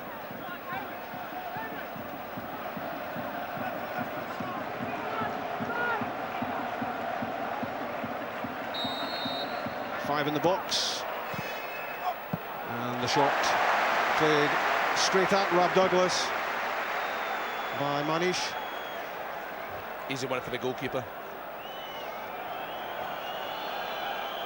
So 20 minutes gone in the Olympic Stadium in Seville.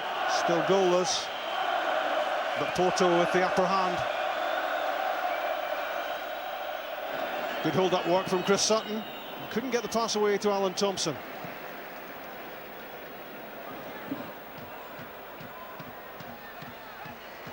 Jos Valharan lets it go.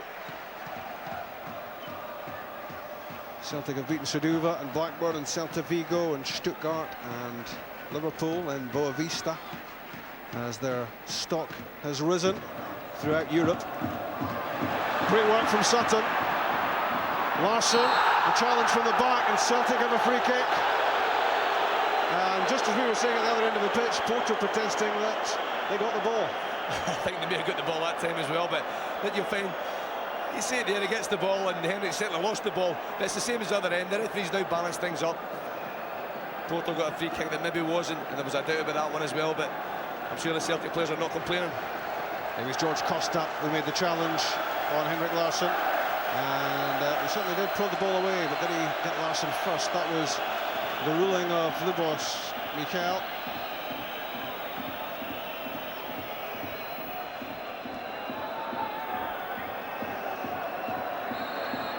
Every Porto player inside the 18-yard box showed lots of respect to the Celtic players in this free kick. Henry Larsson, great strike, good goalkeeping, good save from Vito Baya. Well, I thought the goalkeeper had gone to sleep a minute or so ago there, leaning against the post, but it shows here he's decent quality. He doesn't see that ball to the last minute. He's got to adjust his feet to get across and held it comfortably. Paulo Ferreira stopped by Neil Lennon. But still some work to do for Jos Valharan,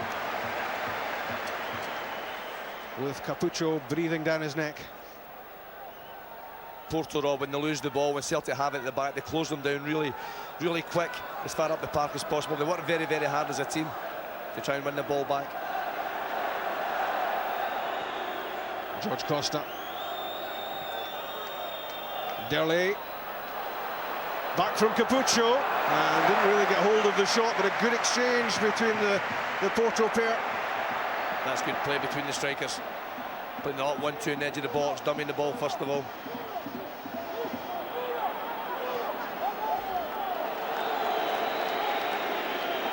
And this was the link-up work between Capucho and Derlei. Derlei looking for his 19th goal of the season, but didn't really get enough behind it to trouble Rob Douglas. But it was on target again. Rabs had 3 or 4 saves to make. They haven't been too difficult, but the number of times when Porto have a goal, they certainly made the goalkeeper work. It's an untidy pass from Carvalho, and Paulo Ferreira is penalised for that push on Petrov.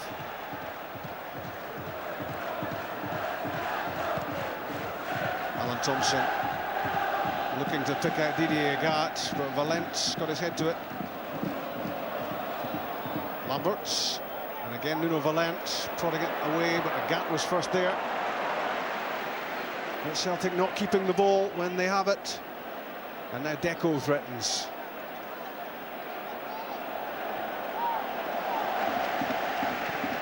Manish, Ricardo Costa. Down the line for Derley.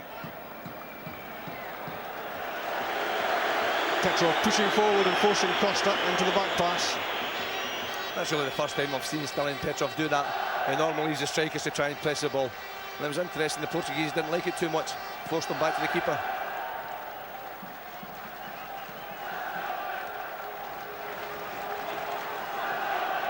Capuccio dropping off to pick up possession and now picking up the pace. No free kick against Valharen's challenge. He's got to be careful though, use Valharen. He's already got a yellow card. That's a good jump from Paul Lambert to win the aerial tussle. It's spun off Sutton to Thompson. Now Chris Sutton again. Stilian Petrov. Lennon to Thompson.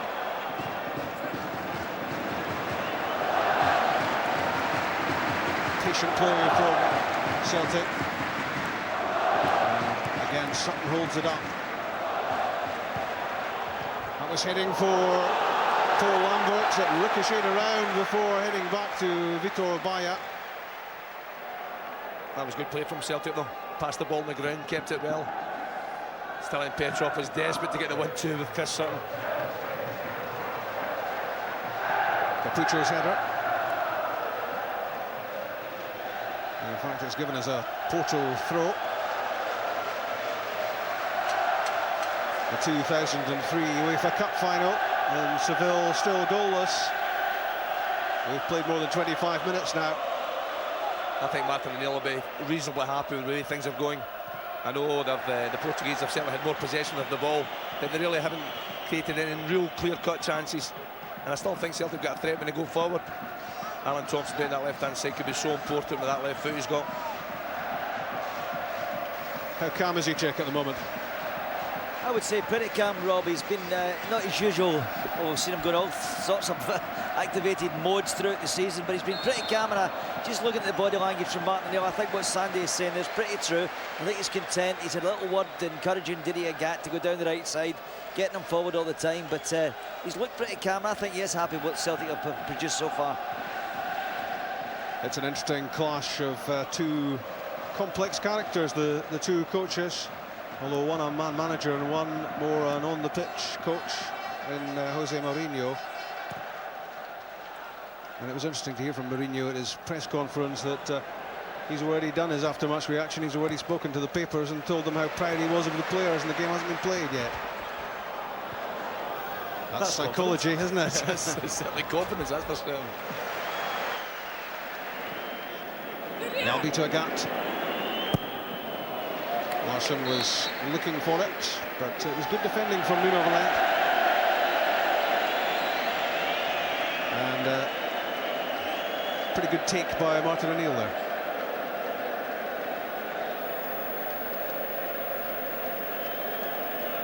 Lambert to Larsson. Now Sutton finds himself some room. Out comes Vitor Baia as Larsson tried to get on the end of it.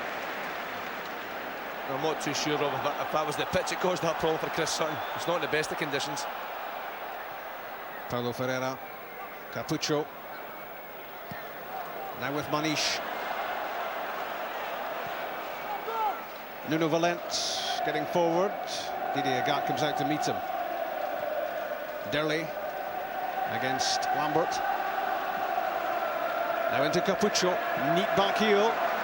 And it struck Derley and he couldn't do much about it, and it's gone out.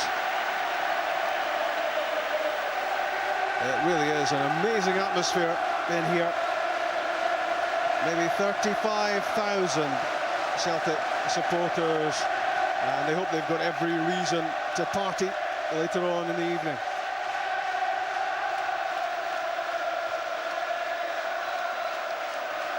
That was out. Derley's touch lets him down. But he's a top quality player. 2 goals in the quarter-finals, 2 goals in the semi-finals for the little Brazilian. He's a major threat. He's the Larsson of the Porto side.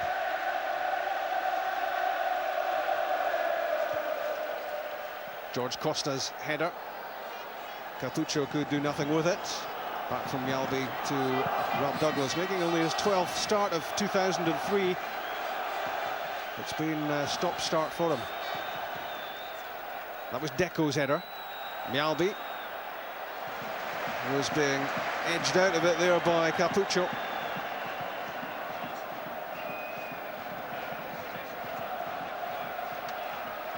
Douglas has had little first-team football recently, and when you look at Chris Sutton, it's 2 starts in 2 months, so he hasn't exactly played alongside Henrik Larsson too often of late.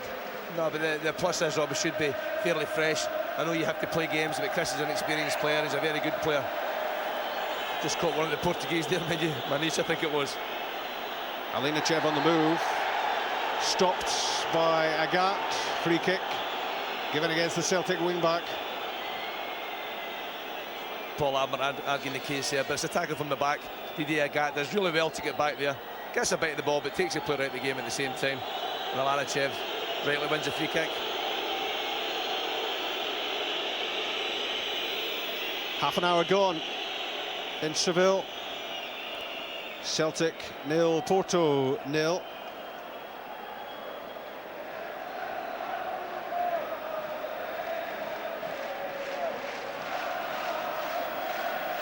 The last 2 UEFA Cup finals produced 14 goals between them. 3-2 last season between Feyenoord and Dortmund. 5-4 the season before. Deco's pass. Balde doing the defending. Alan Thompson kicks for touch. Alan Thompson, you see him there having a word with Rob Douglas. I think he's saying that Big Rob should have shouted to Bobo Balde there. But the type of noise inside this stadium, I don't think there's any chance of hearing them. In from Alinachev, and Balde beaten to the header, but Darley couldn't do much with it, and he felt the challenge as well. He's not too happy, is he? That's what happens when you challenge Bobo Balde. Actually got to the ball first, Darley, but it wasn't a free kick. Big Bobo shaking his head there. It's a decent ball in. It's asking to get attacked, and Darley times it really well. It's certainly not an infringement.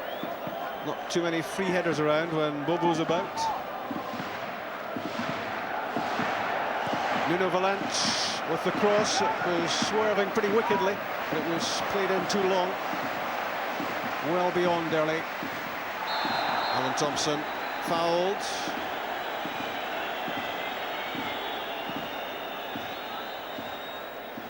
Thompson, who's been in prime form for Celtic. 5 goals in 5 games since Celtic reached this UEFA Cup final. And of course, big European goals at Liverpool and in Stuttgart.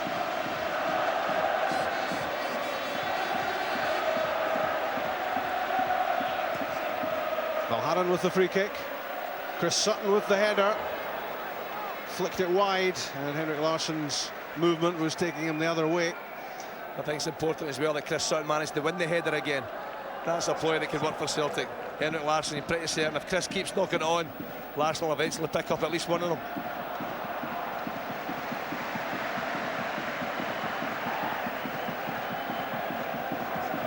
So 3 shots on goal so far from Porto, and just that Henrik Larsson free kick for Celtic, which produced the bias save.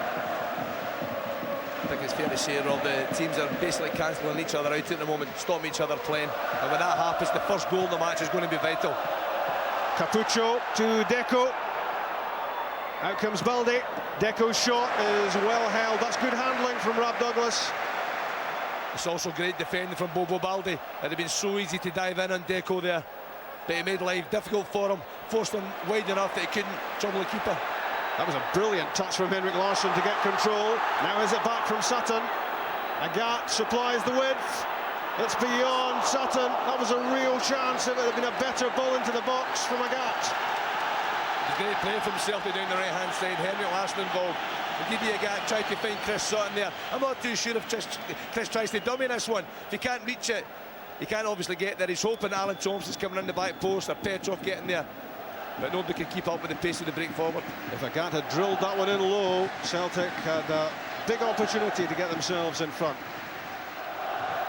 Let's hear what Martin O'Neill's been saying from Chick.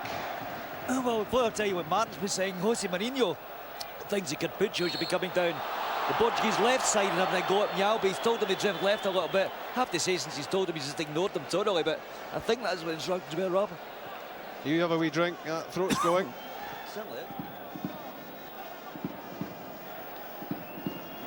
Not much more than 10 minutes left in the first half. Still 0-0 in Seville, which rhymes. Both teams are showing each other lots of respect. You see just now, the Portuguese don't want to dive forward and play a pass for the sake of playing it. They want to be patient. The Celtics sitting off, trying to dive in case they leave an opening. And Capucho took his eye off it there. It's understandable when Balde's standing alongside you, and that allowed the ball to dribble over the goal line.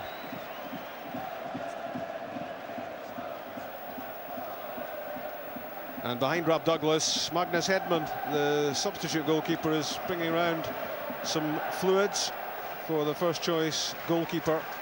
So important that you fight the possible effects of dehydration in these high temperatures. As Chick was saying earlier, estimates of the temperature around about 94 down there. I think that's also shown in the pace of the game. If it's back home and it's a lot cooler, I'm sure the tempo would be much higher. But you really can't keep a high tempo for 90 minutes in these conditions. And it's hot enough on a sun lounger. You don't want to be running about in it. Agat's cross. Sutton got on the end of it. Larsson was stretching. But encouraging moments these for Celtic. They are beginning to create some opportunities. The longer the game goes, the more Celtic are getting forward, the more dangerous they look. Sutton and Larsson will be keeping those lot happy. They look as if they're getting to the Portuguese back four, and just a little bit of lead in front of goal could give them the opener. Once they conquer their camera shyness, they'll be fine. They've had a great time so far, and hoping tonight caps it all for them. And for all of us fans of Scottish football, only blinkered supporters would not want Celtic to come out on top here tonight and become the first Scottish team since Aberdeen 20 years ago to win a European trophy. That was out. The flag went up and Chris Sutton looked less than impressed.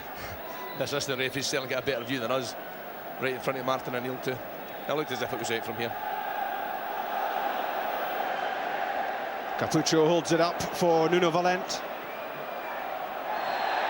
Free kick given against Mialbi, and well, the left back was looking for that, wasn't he? He was looking for it. It's obstruction more than anything else. The referee's shown there, it was his arm, he put out his elbow to take an end out the game.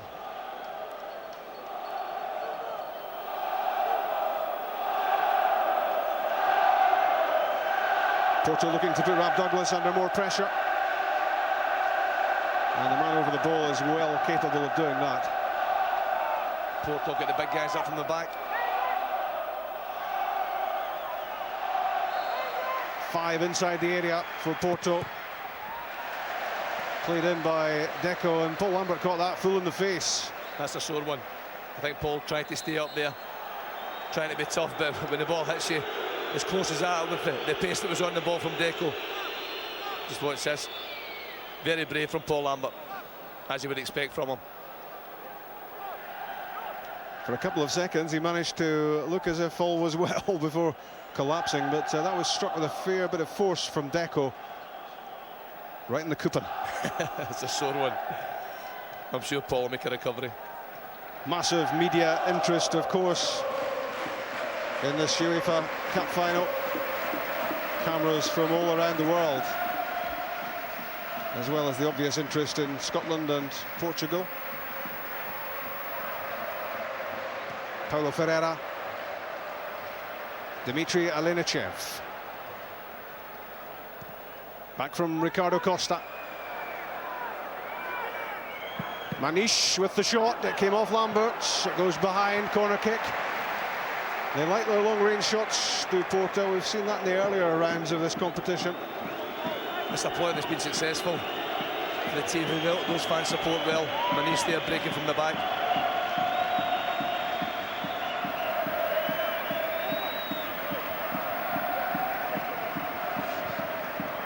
Deco's corner.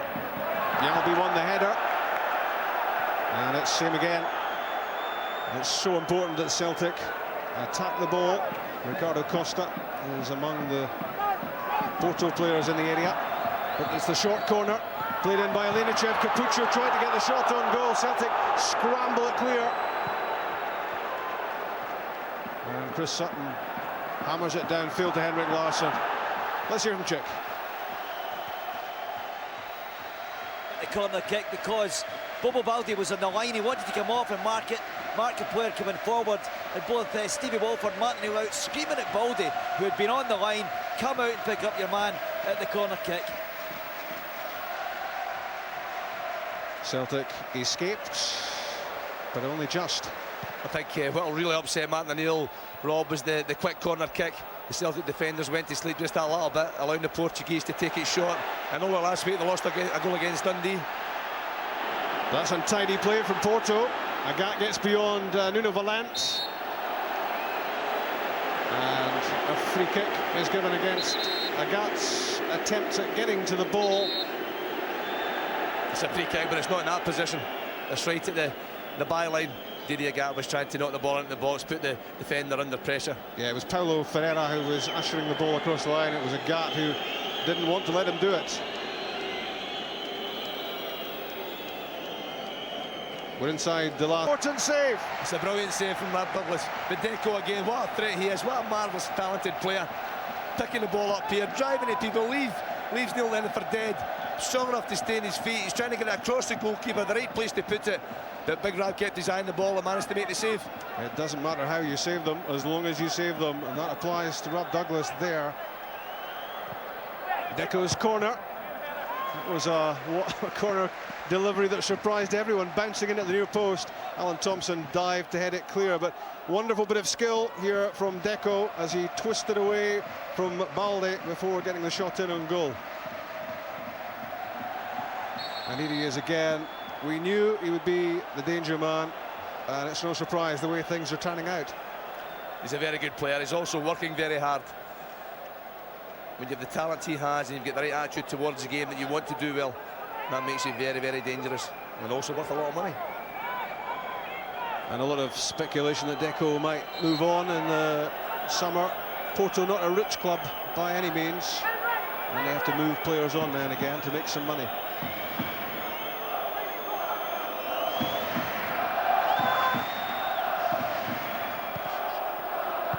Four in the penalty box, but that's found none of them. Paulo Ferreira on the ball. Good defensive work from Neil Lennon, and Alan Thompson keeps it in. Celtic's throw. Larsson doing his best to keep possession. Henrik Larsson did well there, actually stuck his hand up to claim for the throw. And I think that made the referee's mind up.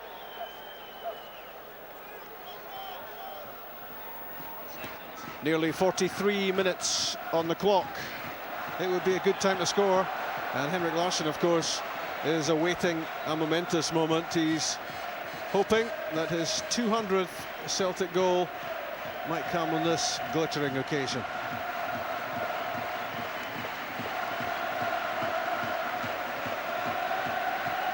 Ferreira flicked it on. Petrov tries to get to it. George Costa clears. That's Baldi and Lennon down to Lambert.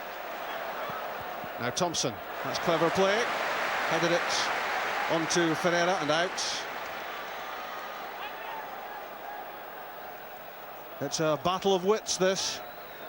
It's compelling stuff, and it's very close. It's also, Rob, a battle of two very good football teams. We obviously know Celtic. We've seen them play week in, week out. Yalby to Sutton. And that's good defending from Carvalho. But we're saying that about the Portuguese, Rob, we haven't seen too much of those individuals as players, but the front three especially are exceptional. Deco plus the two strikers. Larsson back to Thompson. Petrov looking for Sutton, the pass was short. George Costa intercepted. Now Deco. To Derley. Good challenge, Johan Mjalby attacked that so well. Now Petrov, Lambert, Agat. And out comes Baya, not too convincing. Petrov trying to get on the end of the punch. Now Thompson, Sutton tried to flick it Henrik Larsson's way. Porto can't get it clear, and that's a free kick. No, it's not given. No, the referee's playing advantage, Rob. It was a free kick, I'm certain it was on the edge of the box, but you've seen the referee right away played advantage, Rob, because it was a chance for Paul Lambert on the edge of the box. I'm pretty certain the Celtic players never wishing the referee pulled it up. This is a good ball, and the goalkeeper again, he's not sure. That's the weakness in their team, but he punches well. But it's the Stramash after that creates a problem. He punched well, but he punched straight to a Celtic player and almost put his team in trouble. And Vitor Baya on this first half showing is an obvious weakness, and Celtic will look to ask further questions of him as the match goes on. But that was a strange decision because there was no great advantage came Celtic's way there. No, Paul Lambert tried his best to get the shot on target, but you know, there was lots of bodies in front of him. I'm sure Martin O'Neill would have wanted a free kick 20 yards out. Half a minute added already at the end of the first half. And it's Derley, his 11th UEFA Cup goal this season.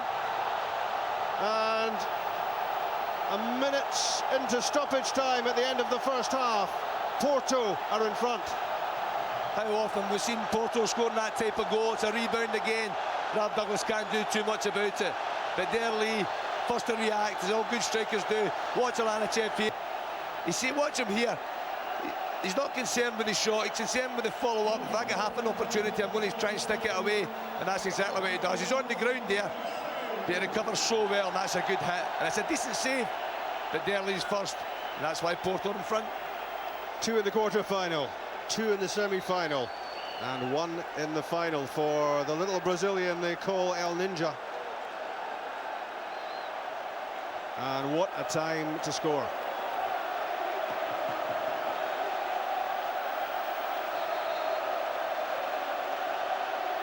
"47 minutes played,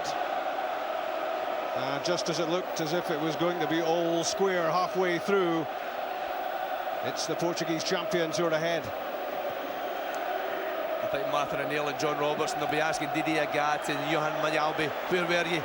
Why was Alanachev allowed so much space before that man there opened the scoring? Some tempers beginning to fray just ahead of the half-time interval.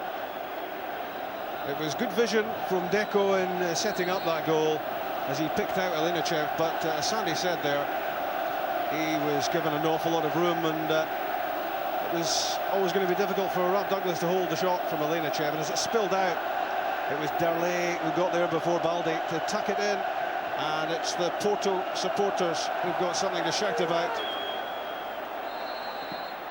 as the half-time whistle goes. A minute into stoppage time at the end of the first period, it was Deco who had the vision to pick out Alanachev. But as the players go off, there's a bit of a scrum down involving Alan Thompson and some of the Porto players as well. But the vital statistic is on your screen. It's Celtic 0, Porto 1, and it's the little Brazilian Derley. A lapse in the Celtic defence, no doubt about that. Alanachev was given an awful lot of room in which to drive in the shot. And just look at the scenes at the end of the tunnel. Players having to be restrained as they head off at half-time. It was hot already in Seville, and it seems as if it's got a few degrees hotter. But they may be losing their cool, these Porto players, but what they do have is the lead in the 2003 UEFA Cup final as they head belatedly for the dressing room. It's Derlay's late goal which has given Porto a first half lead. Half-time scoreline, Celtic 0, Porto 1.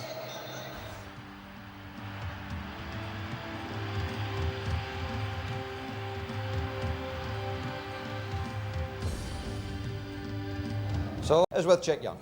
John, it was always going so well, but that was a cruel blow to take just what, a minute into time added on?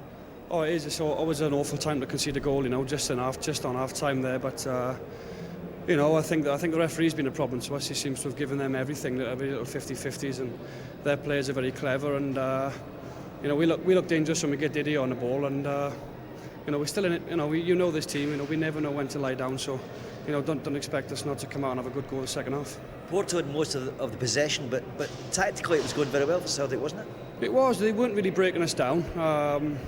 Obviously, Deco is the outstanding player on the pitch, you know, in that first half there. So, you know, we have to get the grips of him, but we're still in the game. You know Martin well. What do you think he'll be saying in that dressing room? Well, He'd be gutted because that's, you know, it's a terrible time to concede a goal there. If we go in half time, you know, we can rally everybody up again and go in the second half. But you know, he's gonna have to pick the lads up, and it's very, very warm. It's boiling sitting in the crowd. So what it's like on the pitch, I don't know. It is unbelievable, and I think tempers a little heated coming down that tunnel, but that was sorted out, was it? It was, yeah. I just think the lads smashed the ball into Didier's face there right at the end, which was no need for that. But you know, these are the things you have to put up with. Hard for you kicking every ball with him from just behind the track there? Yeah, it's disappointing, but it's not about me now. It's about the boys who are out there. You know, we have to. The 11 lads we got out there, we need a big performance in the second half. I'm sure they can do it though, John. The spirit in the Celtic team throughout the season, throughout the tournament. Yeah, they have, and as I said, you know, don't count us out. You know, we're capable of scoring goals, and we got nothing to lose now. We really got to go for it the second half with a goal down, and whenever we've got to pull a big one out, we've usually done it this season. So hopefully we can do it again. Hope you're right, John. Thanks a million. Okay, pleasure. And Big John.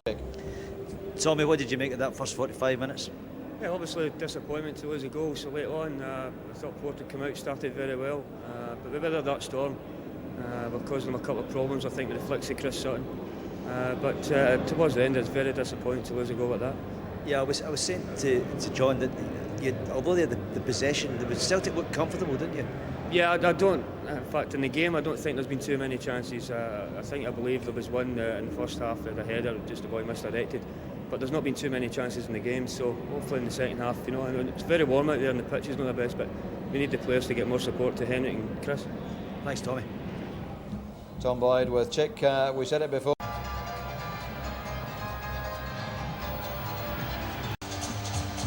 Well, Celtic have shown so much strength of character throughout this European run.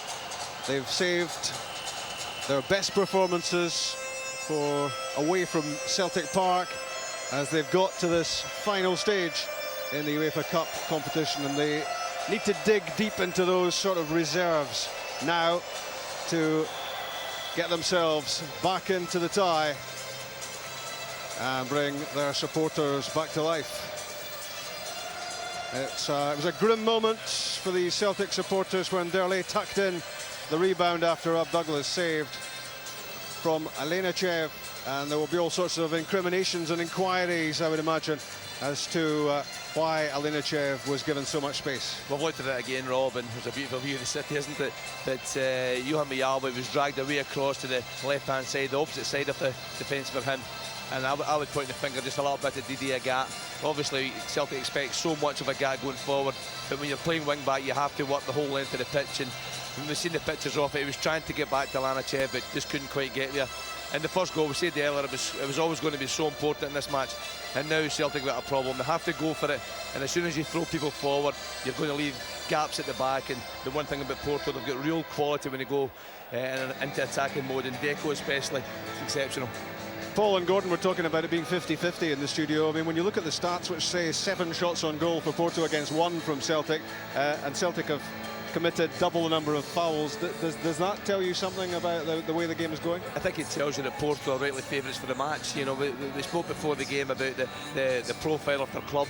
They've been so successful in Europe for such a long time that they were obviously rightly favourites tonight. and they've shown that in the first half. They're so comfortable on the ball. The pitch isn't the best. It doesn't look too bad when you see it on screen, but we were on the pitch a couple of nights ago, and it's very, very bobbly when you're down there. But the Portuguese are so comfortable. They wait for the pass, they're very patient. They realise they've got lots of ability and they've got lots of confidence to go with it, and they have played well first half. But Celtic, they're not out of it. Give Henrik Larsson, Chris Sutton half a chance to get an equaliser. Looking at those shots of Seville during the half-time break, you just wonder whether this Spanish city will go down in legend in the same way that Lisbon did for Celtic, Barcelona has done for Rangers, and Gothenburg for Aberdeen. But there's a lot of work to be done, and I don't think Lubos Mikel, the Slovakian referee, has done Celtic too many favours. No, he hasn't. He blows far too often for me. There's lots of times where I'm sure he can let play go, but he wants to bring it back. It's obviously a showpiece match. He wants to play completely to the rules of the game, to the letter of the law. But I'm just thinking back to half-time, Rob, the little stramash that went on between both sets of players. I know Martin O'Neill was also involved. I've seen a very good picture of one of the Portuguese players having a push at Martin. I don't think Martin's the type of guy who's want to go 15 rounds with anybody, but he was certainly upset with that.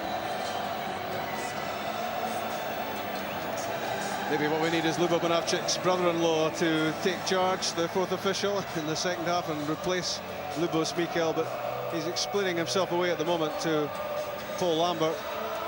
Vitor Baia seems unsure about whether he's going to come out for the second half, and he's looked uncertain at times, and Celtic will certainly want to apply more pressure to the Porto goalkeeper, because it looks as if mistakes could come from there. Well, that's right. Celtic do so well back home with set pieces. They've got so many big targets.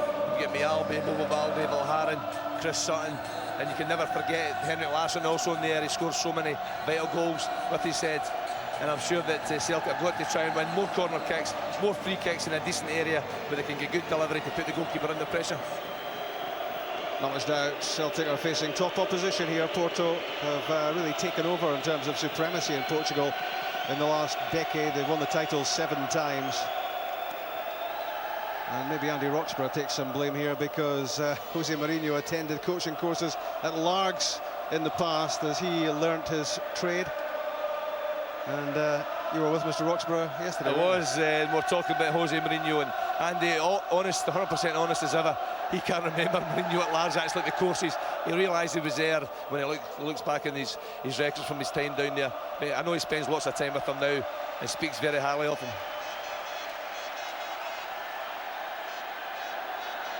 Well, we could do without that.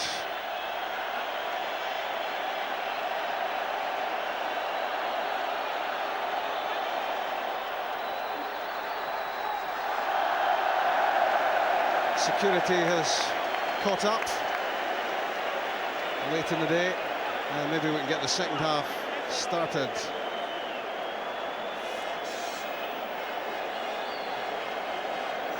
Different. Don't say some tackle. I thought you might say that. Nah, it's horrible, isn't it? You just don't need that.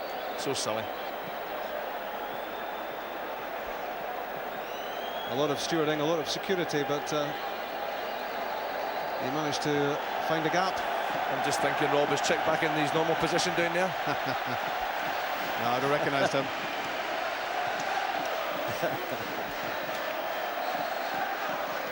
Second half in Seville underway. Porto 1 up. The first half coming to its conclusion in dramatic style. Not the sort of drama Celtic fancied, as Derley struck from close range. And now Celtic look to apply some pressure to George Costa and company. And that Porto defence. Chris Sutton controls it on his chest. Alan Thompson wanted it played out wide. Balde won the header. Deco thrusting forward from midfield again. Running straight into Thompson this time. That's good play from Alan Thompson, working back to help Neil Lennon there. But Deco right away, we see him on the ball. There's so much energy for playing the game. Petrov to Agat.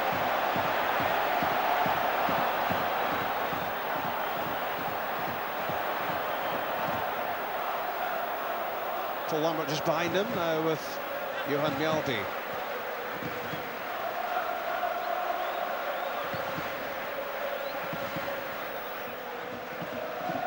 Balde to Thompson. He's been in great form recently, Alan Thompson. Celtic would love to think he can inspire a comeback. Sutton's layoff. Petrov. Chris Sutton again, but that's strong defending. Henrik Larsson's 200th Celtic goal has come in the UEFA Cup final. It had to be Henrik, and with less than 2 minutes gone in the second half, it's all square. It's a marvellous header from Henrik Larsson. We said that to Stellar, how many vital goals does he score in this type of situation. But watch this is a great ball from Didier Gat. He's allowed to go early. Ricardo Costa, he's beat to the jump. He doesn't have any chance of getting there because Larsson recognises the situation, gets there first, puts it in the right place, across the goalkeeper, gets the break. The fact that he's off the post, but he deserves the break because this is a marvellous header. You won't see any better. It's not power, it's about playing the ball in the right area. It was an agonising wait. When the ball was in the air, you just wonder which side of the post it was going to come down on. It was the right side for Celtic. It spun in. Vitor Baia could only look across in agony as the ball went into the back of his net. It's all square, and Celtic have responded immediately at the start of the second half to that late first half goal. But now they need close concentration again. Deco cuts it back, and that's a wild attempt from Derley. I'm interested now, Rob, to see how the Portuguese, this Derley, really didn't catch that one at all. How the Portuguese handle this situation. Celtic, I'm sure, will grow in confidence now after that equaliser. And can they now turn the screw? Let's hear from Chick, because we haven't seen the pictures yet of how high Martin O'Neill jumped in the air, but surely, Chick, that must have been an all-comers record.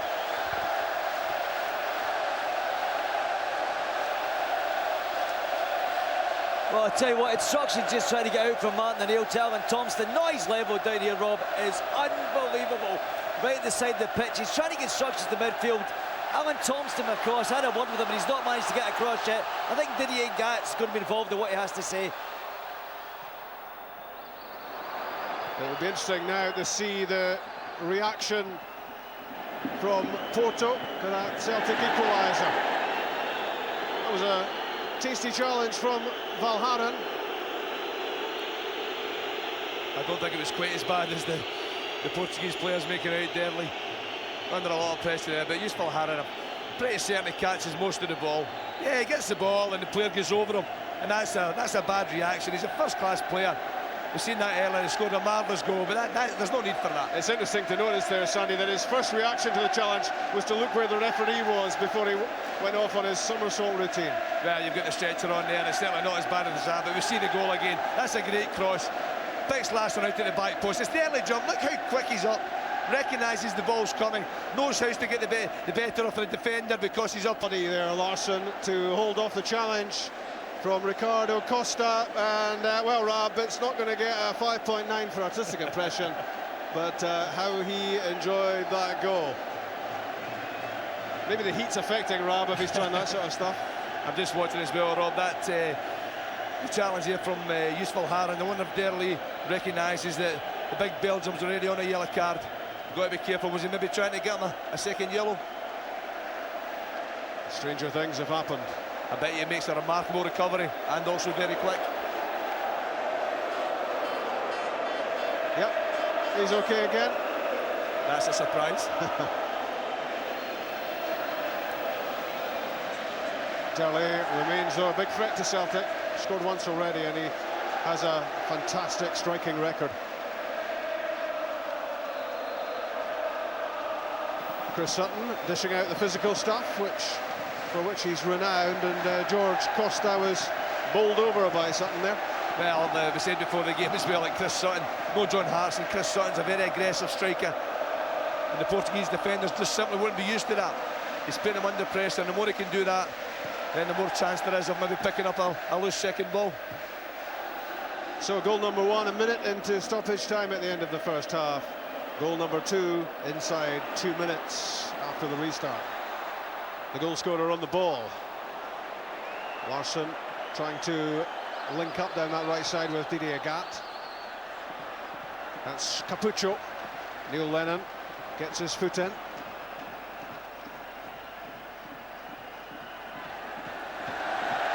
He was turning into trouble there. We should never be surprised when he does that type of thing. Well, how high did the Celtic bench get? Never mind Martin O'Neill. Oh, there's an extra wee one from Martin.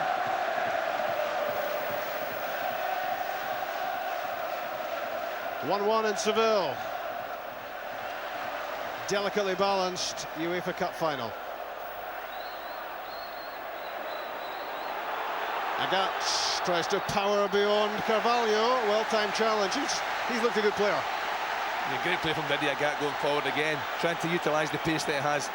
And Porto, they're rocking just a little bit at the moment. Celtic got lots of confidence after getting equaliser, rightly so. Agatz and Lambert. Now Lennon steps clear of Deco. Still in Petrov, finding some room for the cross. It was heading for Alan Thompson. That was good defending. Vitor Baya's throw. Paulo Ferreira. Derley showed too much of it to Jos Valhara, and he intercepted. Now Neil Lennon. Larsson looking for a free kick against Derley's challenge. Martin O'Neill was looking for it as well, just a couple of yards away.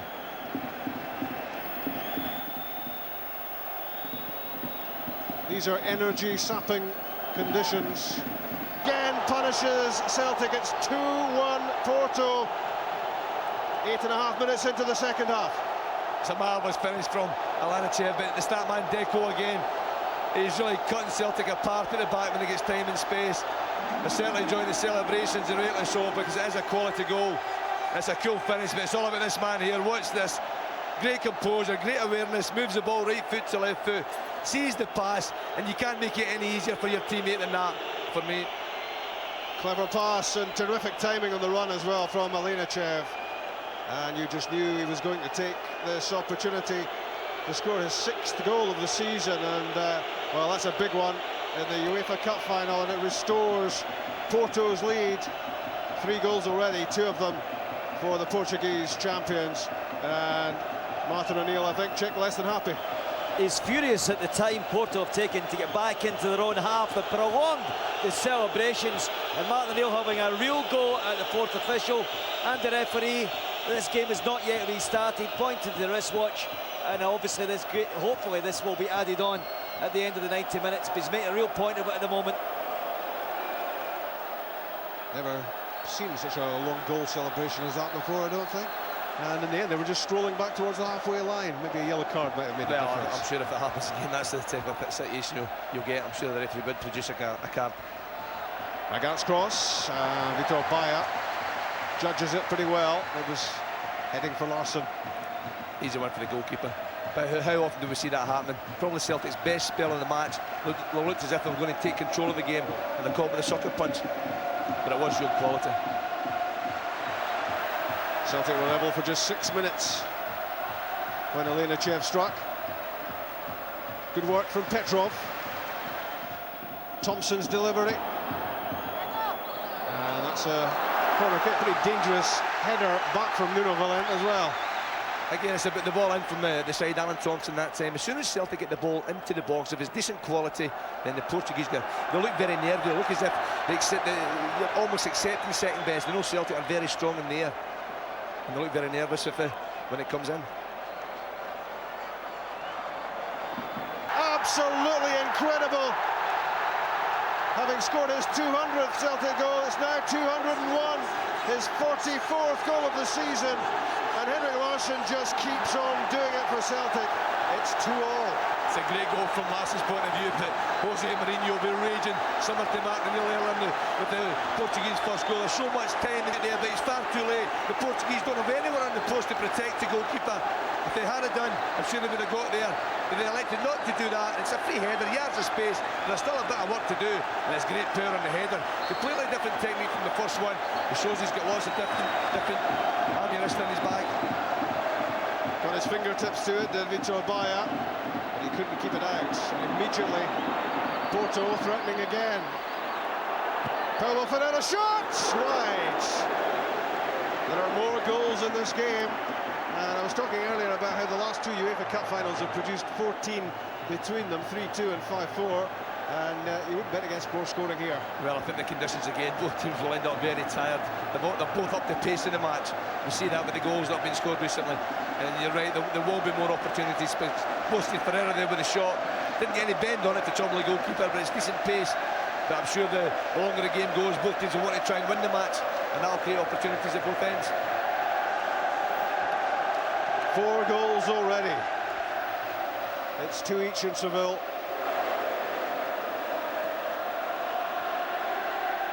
Huge tension, great excitement, so much at stake. Scotland and Portugal, 2 countries who haven't featured in too many European finals in recent times, trying to make this one count. Free kick given against Neil Lennon and also a yellow card. It's Derley again, it's the same player. He's rolling about again as if it's a really bad one. It's a tackle from the back from Neil Lennon, but it's the action of that man there, Derley, that creates the yellow card situation. So Valharan booked, and now Neil Lennon booked as well for see here. This. He catches him, but it's a free kick. There's no argument with that. I don't think it should have been a yellow card.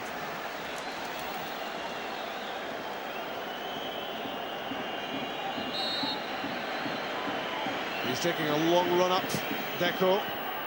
A shot blocked by Baldi. Agat turns away from Alinachev, finds Lambert with his pass. The blue and white shirts, though, swarming around him. And possession back with the Portuguese team.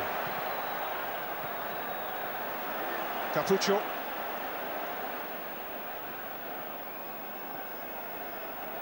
Deco linking the play together. And swept wide and swept well away from its intended target by Manish. As we look again at Henrik Larsson's 44th goal of the season. Victor Baia wasn't too far away from it, but there was real power behind the header. It's the pace in the ball to start with. It creates the situation where Larsson can get lots of power on it, and it's great direction as well. Look how high he's up. 12 European goals and 12 European ties this season for Larsson. So valuable to Martin O'Neill and Celtic. And Capucho has taken a knock on his head. And, well, they don't underplay injuries, do they, these Porto players? I think it's useful Harness down as well. 2 big lads attacking the ball. It's a painful one.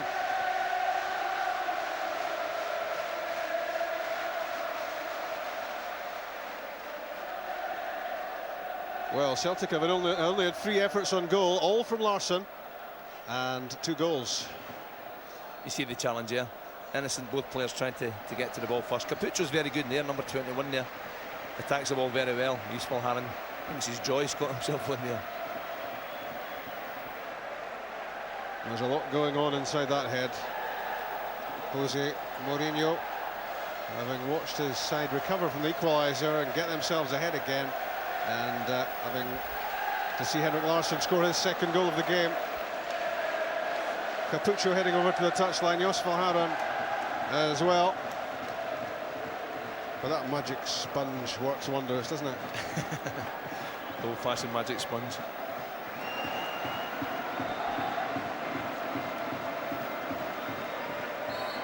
Both teams down to 10 men, temporarily.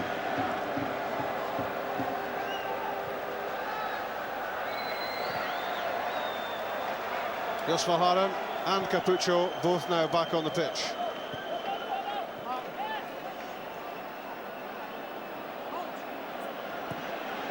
Alinachev being closed down very quickly by Petrov and by Lennon, and he turned it all the way back from halfway.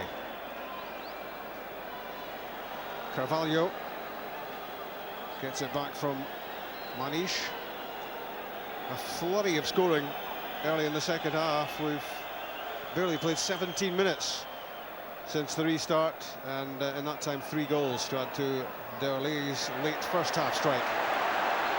Interception by Agat and a late challenge on him, and that's got to be a yellow card as well, and it is for Nuno Valente.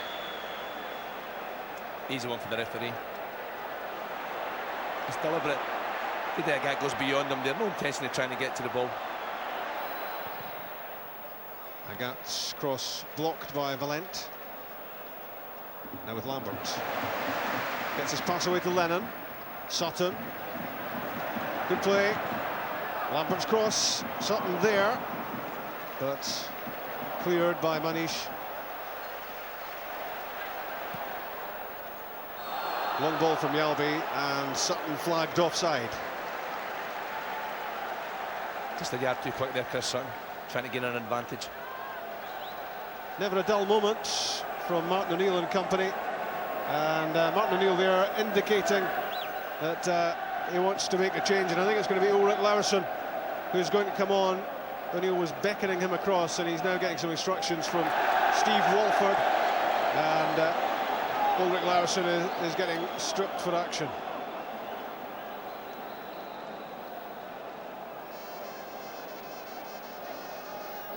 Valhaden still has his hand on his head after that clash of heads a few minutes ago, and it may well be that it's Valhaden to come off, and there's a straight swap on the left side of the Celtic back three. Martin O'Neill wants to get on with it. Let's hear some more from Chick. Yeah, I'm sure it's Valhaden actually. They were worried about his vision. I think they were blurred after that head knock earlier on, Rob. Brian Scottis had been keeping an eye on him since that happened.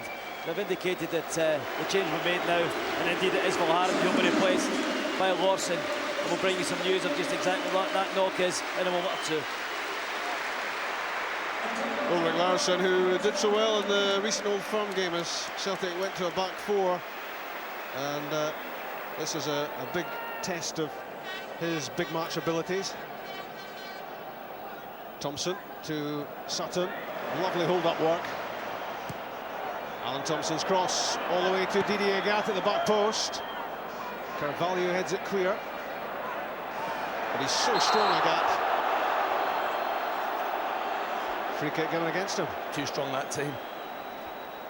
But the ball again in from Alan Thompson. Celtic are now getting a lot of joy down both flanks. Agat down the right-hand side, Thompson down the left-hand side, and every time they get the ball in the box, there's enough bodies in there, Larsson especially, but Chris Sutton, and good support play from Petrov. It's the right way to try and get the winning goal. Derlay's header on, and he was fouled by Mjällby.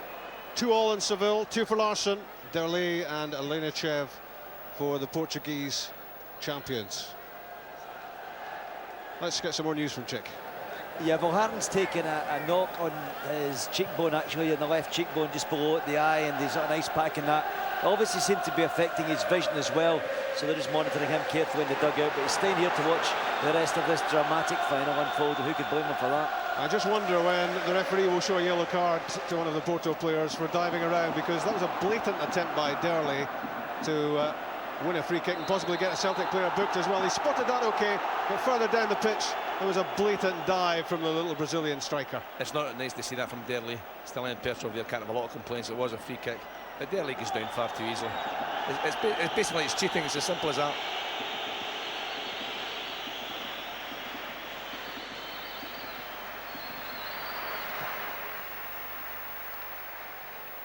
Getting towards the midway point in the second half, and these two at the moment can't be separated.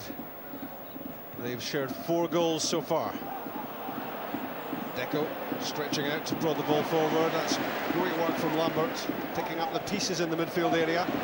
Thompson steps away from Paulo Ferreira, and an offside flag against Chris Sutton, and I can't agree with that. No, definitely not. First impression, I thought Chris Sutton was onside. We'll see here. If you look right along the line, when the ball's played, he's in line for me. Actually, Chris took a step back the way towards his own goal, and that certainly keeps him onside. That's a mistake. He actually looked more onside after the ball had been played as well, didn't he? Yeah, he was certainly onside there. Here's Ferreira and Deco. Now with Manish. Henrik Larsson almost got in the way of that. Nuno Valent.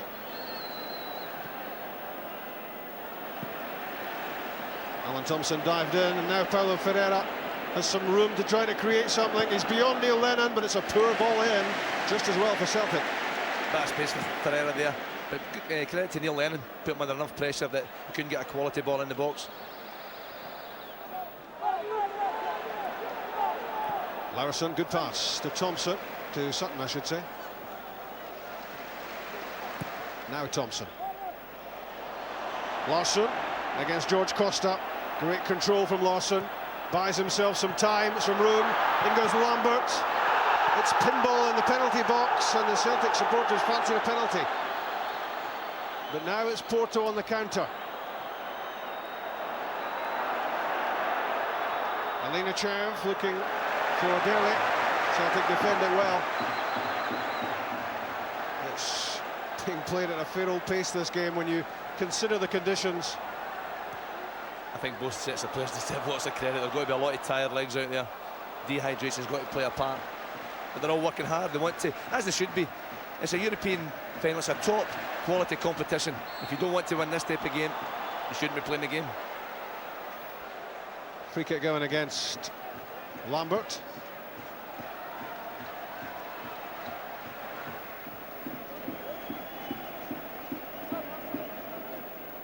Ricardo Costa, an early change for Porto with Costinha withdrawn, injured early on. Derley, the first half goal scorer for Porto. Alina Cherv got goal number 2. The step over from Deco didn't come off. Larson was alive to it. Henrik Larsson was fouled by Alina Cherv, running across the Porto player. It's the right thing to do from Larsson. As soon as he got control of the ball, there's only one thing in his mind: I'm going to cut across the player. And as soon as that happens, the only way the player can get the ball is to bring him down.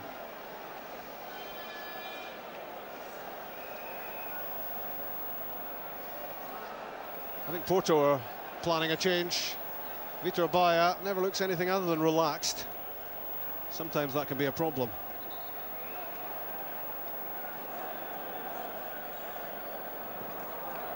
Thompson's free kick. Balde got his head to it. Chris Sutton chasing. Derley clears. Celtic looking to keep the pressure on Porto, who are going to bring on Pedro Emmanuel as a substitute.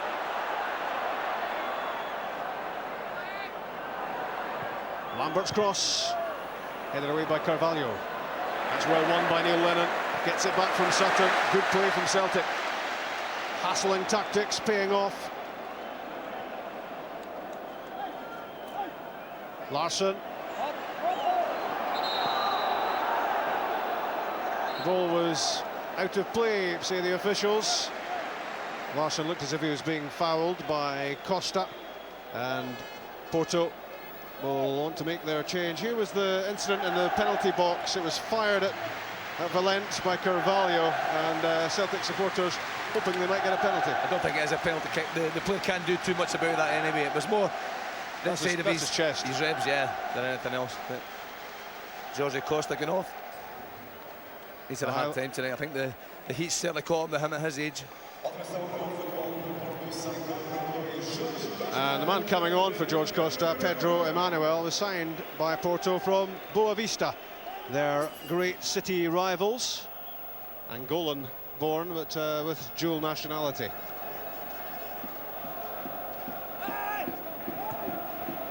That was Neil Lennon's header.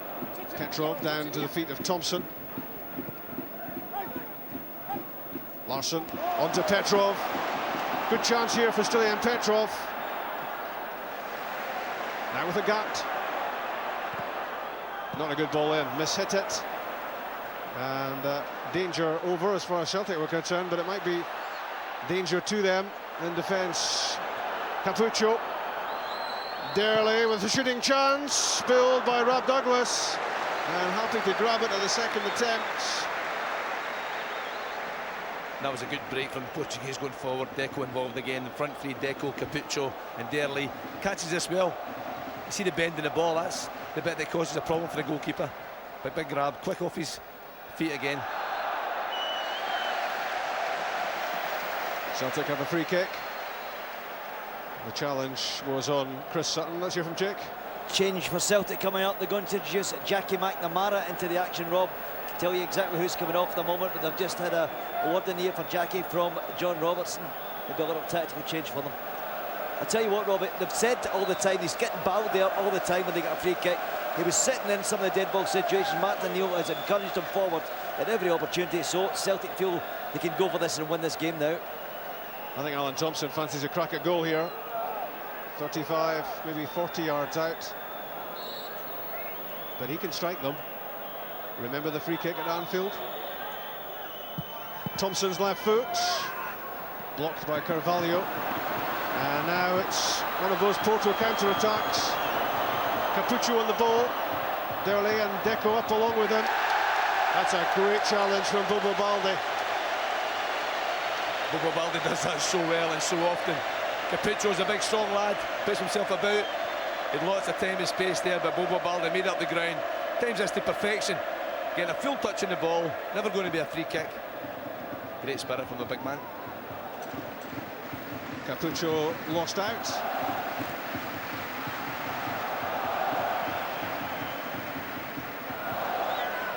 Alinachev, Manish, the anchor man in midfield. The Russian international Dmitry Alinachev. Up the line for Derley, but Mjällby won the header, and that was out before Didier Gat fired it down the line. And it's now you begin to look at the clock and you think, well, nearly 29 minutes of the second half have been played, and you start to wonder about the possibilities of extra time and that silver goal. Deco well dealt with that time. I think he was looking for the free kick. But Celtic get lots of bodies round about him, denied him space, nowhere to go. It was more a gesture more than anything else to try to win the free kick in the edge of the box. And let's just remind ourselves that if the match does go into extra time, it's no longer the golden goal, it's the silver goal, and that means that we play 15 minutes added time. It's not the first goal that wins it, it's who's ahead after those 15 minutes. If they're still level, it's another 15. If they're still level, it's penalties. Larsson against Pedro Emmanuel, still has it, Henrik Larsson, gets it through to Lambert, it's beyond Sutton, and it's headed behind by Ferreira for a corner kick. Good play from Celtic. Paul Lambert, if he don't only looked up there, it's still in Petrov on the edge of the 18-yard box. He may have been able to pull it back. A good support play from Celtic. Lots of bodies in the box for Lambert to try and pick one out. McNamara is ready for action, but not quite yet. It's 2-2 in Seville's Olympic Stadium. Don't go away, you might just miss something. Thompson's corner. Larsson and Sutton both challenging for the header. And it's out for Celtic's throw. It's going to be Paul Lambert coming off. Jackie McNamara on. What do you think of that one, Sandy? I'm a bit surprised at that, unless Paul's maybe got a knock of some kind, or maybe feeling the pace a little bit. I don't want to say he's lost his legs, because he certainly hasn't. He's played really well tonight.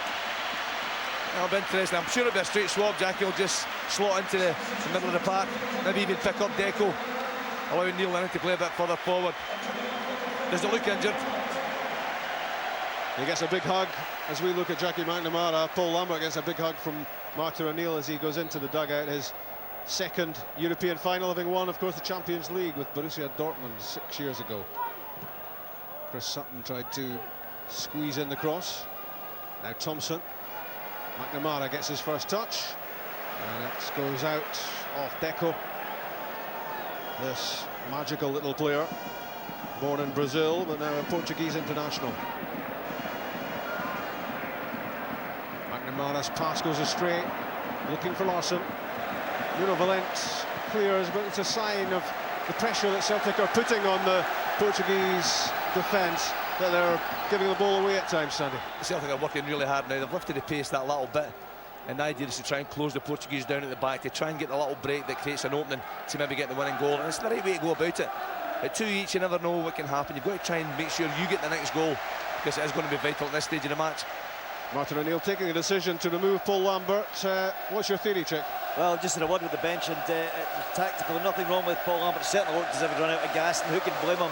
I'm exhausted just sitting down here doing this trackside stuff. I don't know whether he feels he's had a great match, But John Robertson just confirmed with me it was a tactical change, no injury. Lennon's throw, and Chris Sutton penalised. Was a push as the ball was heading his way. What, me?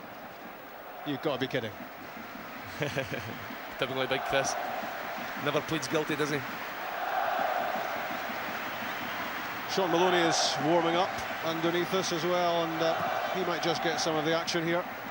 His fresh and fast legs might play a part. David Fernandez is warming up as well.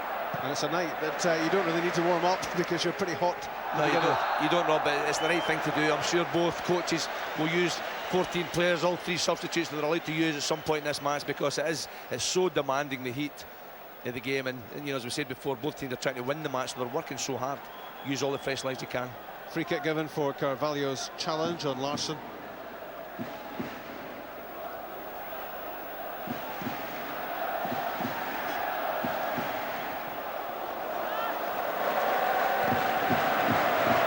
Or so of regulation time left. Agat's cross. Alan Thompson couldn't get his head to it, and you could see the tiredness beginning to creep in. It's hardly surprising. It's not a good playing surface, as we've said repeatedly, and it is swelteringly hot. With the surface, Rob, we talked about that, I spoke about it quite a bit. It's the same for both teams, remember, they've both got to play with it, cope with it. But what happens as soon as you get tired, especially this late in the game, you make mistakes, you lose your concentration that little bit, and that could be vital. And maybe the team that doesn't make a mistake, they might well go on to win the match. Martin O'Neill's not happy. Deco took a quick free kick, and it went astray, and he's been given the chance to take it back and start again. Jose Mourinho having his say as well. Carvalho up to Capuccio, trying to escape the clutches of Bobo Baldi. Good luck to him. Ricardo Costa. Deco tried to keep it, and he was caught by Bobo Baldi, and a free kick followed by a yellow card. It's a late tackle from Bobo Baldi. Deco, we can't accuse him of lying down. He certainly tries to stay on his feet. But Bobo trying to win the ball back there. He was chasing Capuccio earlier on, couldn't get to him. Certainly made the tackle that time.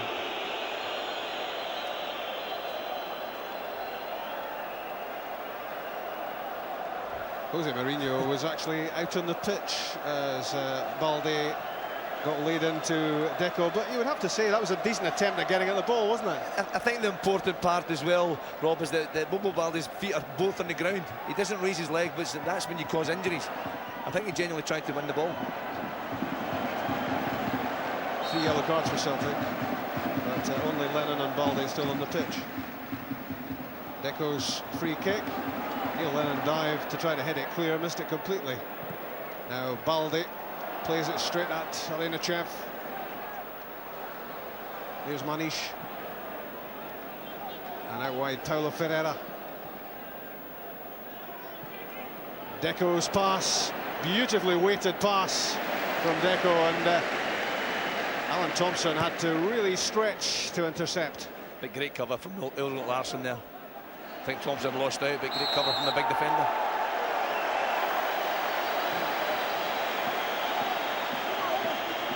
Celtic get a free kick, and there's a big round of applause from the Celtic support, which has got to be upwards of 30,000 of the 52,000 who are here.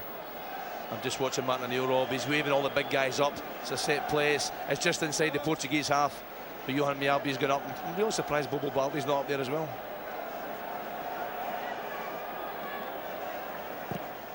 Less than 9 minutes left of regulation time. Free kick given against Johan Mialbi. His efforts to get on the end of the free kick.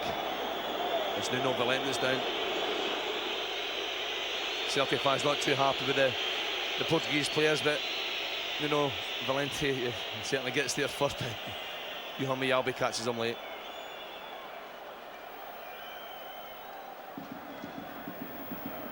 Well, it's getting into that time of the match. A moment of magic might win it. A mistake might win it.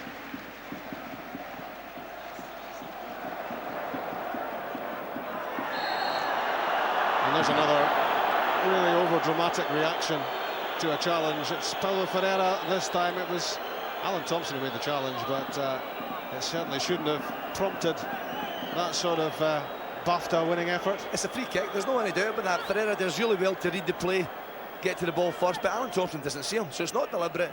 It is a free kick, it goes over his leg, but it's not as painful as he makes out. Surprisingly, he's back on his feet already. As ever, Deco in charge at the set piece. That was played in with a lot of pace. Neil Lennon at the near post, diverts it behind for a corner. Not much more Neil Lennon can do about that one. Good pace in the ball from Deco. Lennon's got to try and get there.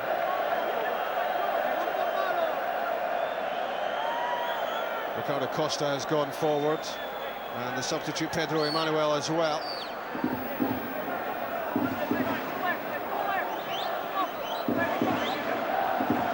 Deco rearranging the advertising boards. Deco plays it out to the edge of the area, and the effort flushes comfortably wide of target from Alinachev. Surprised they hit that one with his right foot there. Alinachev has got such a good left foot. He really didn't control that one properly at all. It was never going to be a danger. It's a decent corner kick, one from the training ground.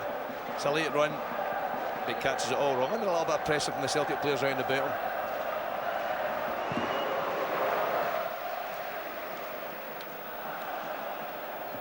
Chris Sutton looking for Larsson. Celtic reckon a hand was used there. No free kick though. Capuccio holds off McNamara. Now Costa.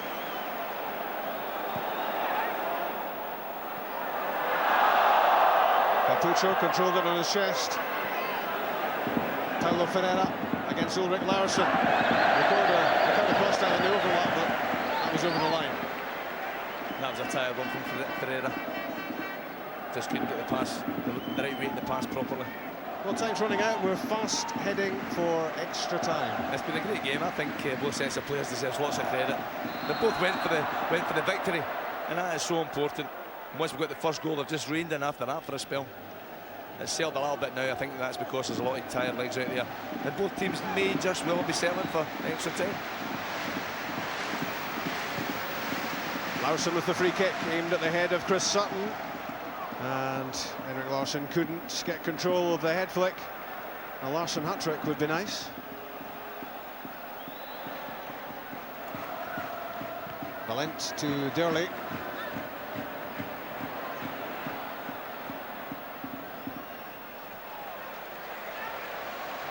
Celtic scrapping well.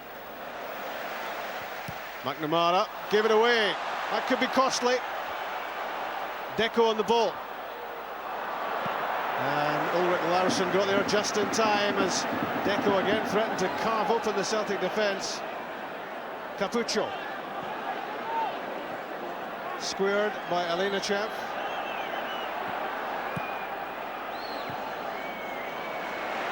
Plays it out wide to Nuno Valent. Galbi with a good defensive header. And Porto have to begin again, and some players absolutely exhausted. As if you can hardly lift their legs now, it's an offside. Offside against Capuccio. But these conditions, temperatures in the 90s, and it's so draining, and some players now you can see struggling to put one foot in front of the other. Yeah, they've given it their best shot, but they're going to have to keep going. There's so much at stake, Rob. To win a UEFA Cup trophy, you know, you've got to work hard, you've got to keep it going. There's Derley. It's a real surprise, him being down again, isn't it? I don't even think it was a challenge that time. I don't think he needs a challenge to hit the deck. It's so disappointing to see that in a professional footballer. He's such a talented player. Looks sharp, looks bright. Showed tonight he can stick the ball in the back of the net, but that's a side of his game that nobody likes to see. In terms of shots on goal tonight, it's 9 for Porto and 3 for Celtic. But then 2 of those 3 have ended up behind Vitor Baia in the Porto net from Henrik Larsson. And you would imagine, Chick, that the Celtic technical area is preparing for the old ET. Yeah, the Celtic technical area are preparing for the old ET, Rob, exactly that. Down here, the water being brought out a few towels just to maybe wipe some of that sweat away. I mean, these players must have lost an incredible amount of weight during this game, and the dugout down here and the medical staff just getting things ready. Of course, still 3 minutes or so in which anything could happen, plus of course time added on. But I think Brian Scott and his team down here just issued instructions right beside me to get ready for extra time. Power drinks, energy drinks and water as well. Sutton's header, and Carvalho cleared it. Agat. Valent holds him up. Now with Mjalby. Celtic supporters looking for one final effort from their team to try to win it without the need for extra time.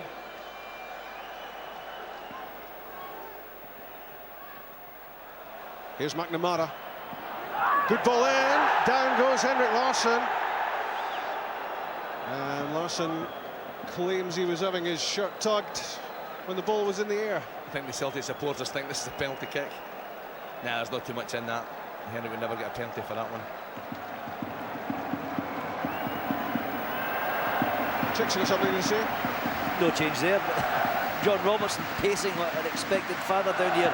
He just walked past me and said, we've been magnificent this half, haven't we? I think most people would agree with that. Absolutely tremendous performance from Celtic, but they have to maintain it. No prizes to be given out as yet.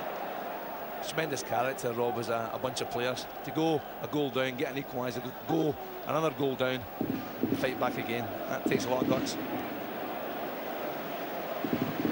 It's been a wonderful European adventure with Celtic. You watched almost every step of the way here on the BBC.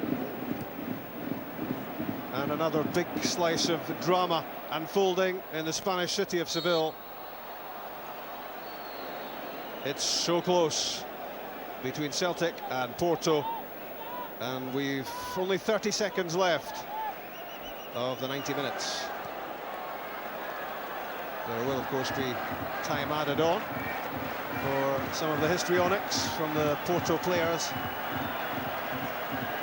And it now comes down to nerve as much as anything else. Can you hold your nerve? Can you produce when it matters most? Alinachev for Porto. And failed to deliver the final ball into the box. 4 minutes to be added, and we've played exactly 90. Well, you're right, Rob. It's about nerves, but it's also about concentration as well. When you get tired, that's maybe the first thing to go.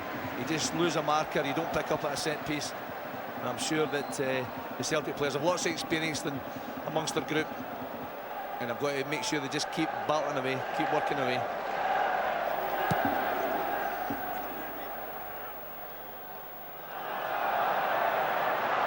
Martin O'Neill's not happy with that decision given against Chris Sutton.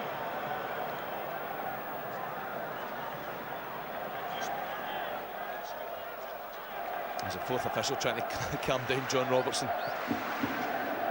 It's a hard job tonight, especially just on the half-time whistle.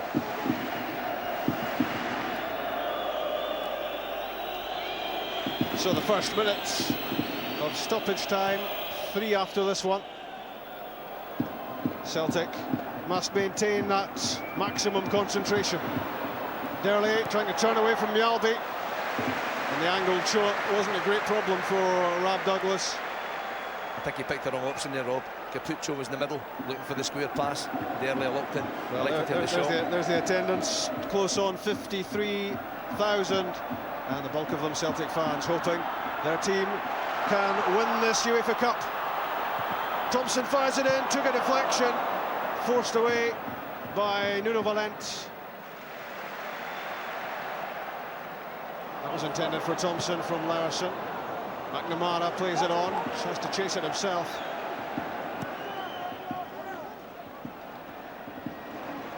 Larsson won the header, but it breaks to Derley. That's well won by Agat. Alinachev didn't know he was there. That's a great play from Agat. Chris Sutton won a very brave header. It's offside.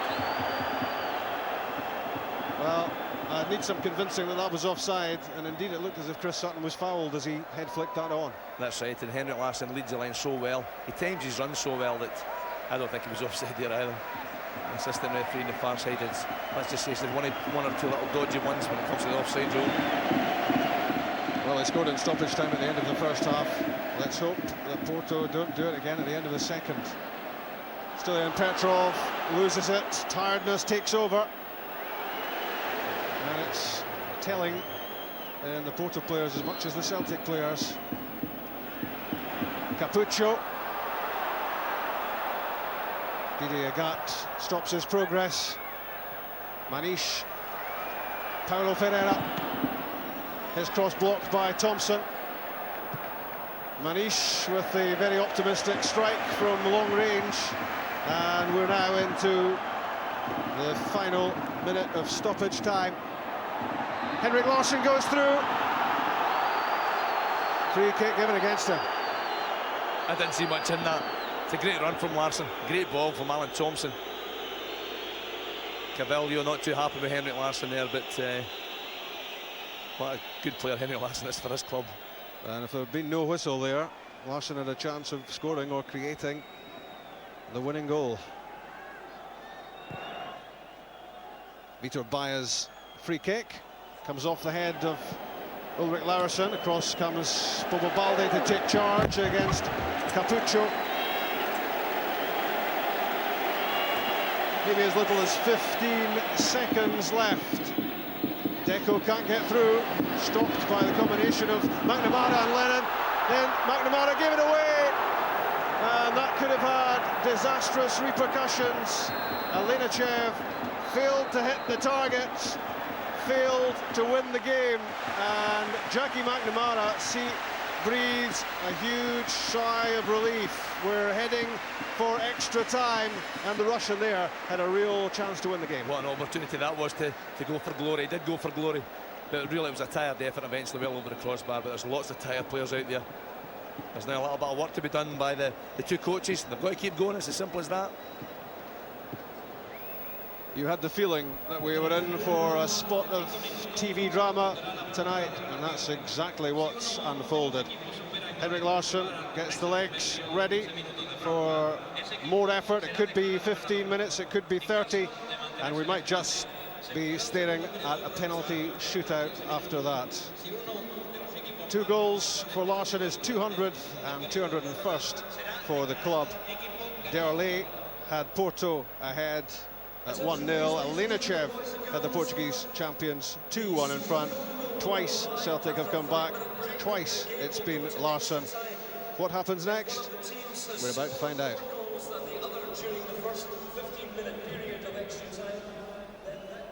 Well, further drama guaranteed here in the Olympic Stadium in Seville. What a UEFA Cup final this has been. What a performance by Celtic in the second half. They have been absolutely immense. The scores are tied at 2-2, and those tired legs will have to find just a little extra strength.